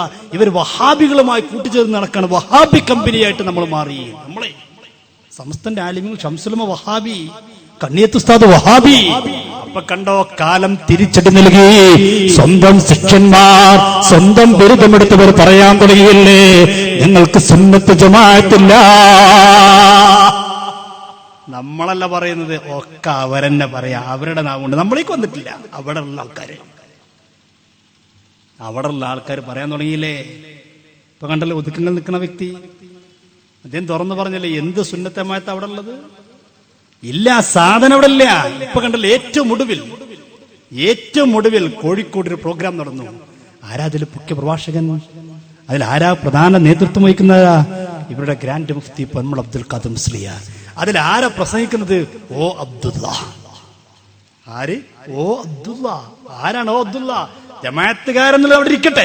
അതിന് പുറമെ ഈ മുടി കൊണ്ടുവന്നപ്പോൾ കാന്തപുരത്തിന്റെ കൈവശമുള്ള മുടിയെ കുറിച്ച് മാത്രമല്ല, മുത്തുനബി സല്ലല്ലാഹു അലൈഹി വസല്ലം തങ്ങളുടെ എല്ലാ തിരുകേശങ്ങളെയും ശിഖാന്തം എതിർത്ത വ്യക്തിയാണ് ഓ അബ്ദുള്ള. ഓ അബ്ദുള്ള പൊന്മുള അബ്ദുൽ ഖാദർ മുസ്ലിം ഇരിക്കുന്ന അതേ വേദിയിൽ പ്രസംഗിക്കുക. ഇവിടെ പറഞ്ഞെന്താ? ഇവിടെ വന്നിട്ട് മറ്റൊരാൾ പ്രസംഗിച്ചെന്താ? സമസ്തന്റെ 90-ാം വാർഷികത്തിൽ പ്രസംഗിച്ചതാരാ? പി.കെ. ബഷീറാണ്. പി.കെ. ബഷീർ MLA പ്രസംഗിച്ചിട്ട് ഇവിടെ കളിയാക്കി പറഞ്ഞു. ആ സാധു മനസ്സിലാക്കണ്ടേ, അയാളെ സ്ഥാപനത്തിൽ പി.കെ. ബഷീർ പ്രസംഗിച്ചിട്ടില്ലേ? അപ്പൊ അയാൾ ഇവിടെ തരികളൊപ്പിച്ചെന്താ അറിയോ? അതെന്റെ മണ്ഡലമായതുകൊണ്ട് പ്രസംഗിച്ചതാണ് ഇവിടെ പറഞ്ഞതാ. ആ ക്ലിപ്പ് നിർത്തി. പി.കെ. ബഷീർ അയാളുടെ സ്ഥാപനത്തിൽ പ്രസംഗിച്ചിട്ടുണ്ട്. സമസ്തന്റെ സ്ഥാപനത്തിൽ സമ്മേളനത്തിൽ പ്രസംഗിച്ചാൽ കണ്ടോ, സമസ്തക്കാർക്ക് ബിദ്അത്തുകാരുമായിട്ടാണ് ബന്ധം. ആ പി.കെ. ബഷീർ ഇയാളിരിക്കുന്ന വേദിയിൽ, ഇവിടെ പ്രസംഗിച്ചിരിക്കുന്ന വ്യക്തിയുടെ വേദിയിൽ പങ്കെടുത്താലോ, അല്ലാഹു സുബ്ഹാനല്ലാഹ്, അത് സുന്നത്ത് ജമാഅത്താണ്. കാരണം പി.കെ. ബഷീറിന്റെ മണ്ഡലത്തിലാകുമ്പോൾ കുഴപ്പമില്ല, മണ്ഡലത്തിന്റെ പുറത്തേക്ക് ഇറങ്ങിയാൽ ബിദ്അത്താണ്. അത് സുന്നത്തും ബിദ്അത്തൊക്കെ മണ്ഡലാടിസ്ഥാനത്തിലാണ്. ആലോചിക്കും, ഒരു MLA, ഒരു ജനപ്രതിനിധി വന്നുകൊണ്ട് സമ്മേളനത്തെ പ്രസംഗിച്ച പ്രസംഗം തെറ്റ്. ഇയാൾ അല്ലെങ്കിൽ ഒരു വല്ലാത്തൊരു ആന്റി ലീഗിന്റെ ആളാ. ഇയാൾ പ്രസംഗിച്ച ഒരു പ്രസംഗം കളിപ്പിച്ചതാ. ഇയാളൊക്കെ വരുമ്പോ കുഴപ്പമില്ലാതെ നടക്കുന്നവർ മനസ്സിലാക്കാൻ നല്ലതാ. പറയട്ടെ.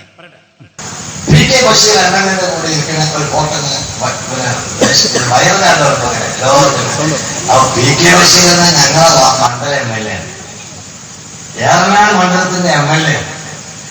ഞാൻ നടത്തുന്ന ഇംഗ്ലീഷ് മീഡിയത്തിൽ മെഡിക്കൽ ക്യാമ്പ് ഉണ്ടായിരുന്നു.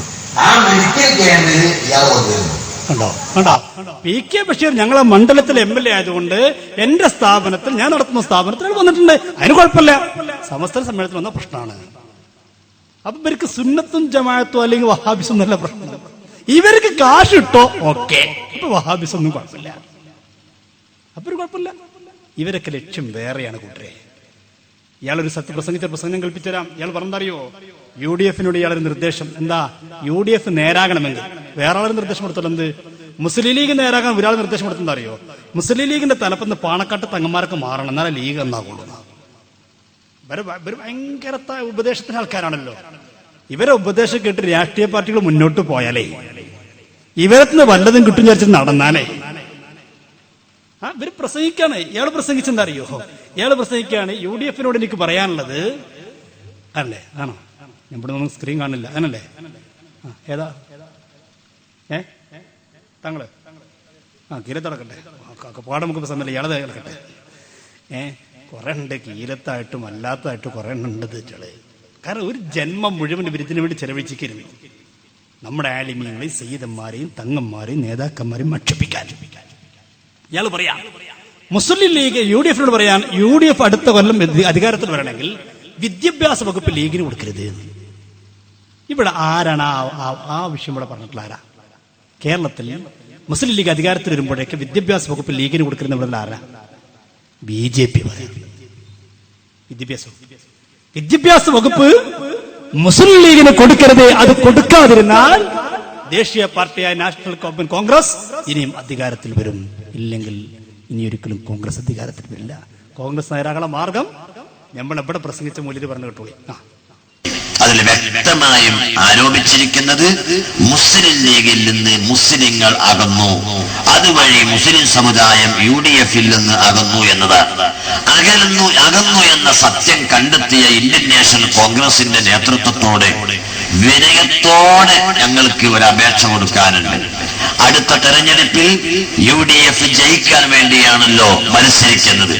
അങ്ങനെ നിങ്ങൾക്ക് അധികാരം കിട്ടിയാൽ ദേശീയ കക്ഷിയായ നിങ്ങൾ വിദ്യാഭ്യാസ വകുപ്പ് കൈകാര്യം ചെയ്യും എന്നൊരു ഉറപ്പ് കേരള ജനങ്ങൾക്ക് നിങ്ങൾ നൽകേണ്ടതുണ്ട്. അതുപോലെ ഇടതുപക്ഷം അധികാരത്തിൽ വരികയാണ്. കണ്ടോ? എന്ത്?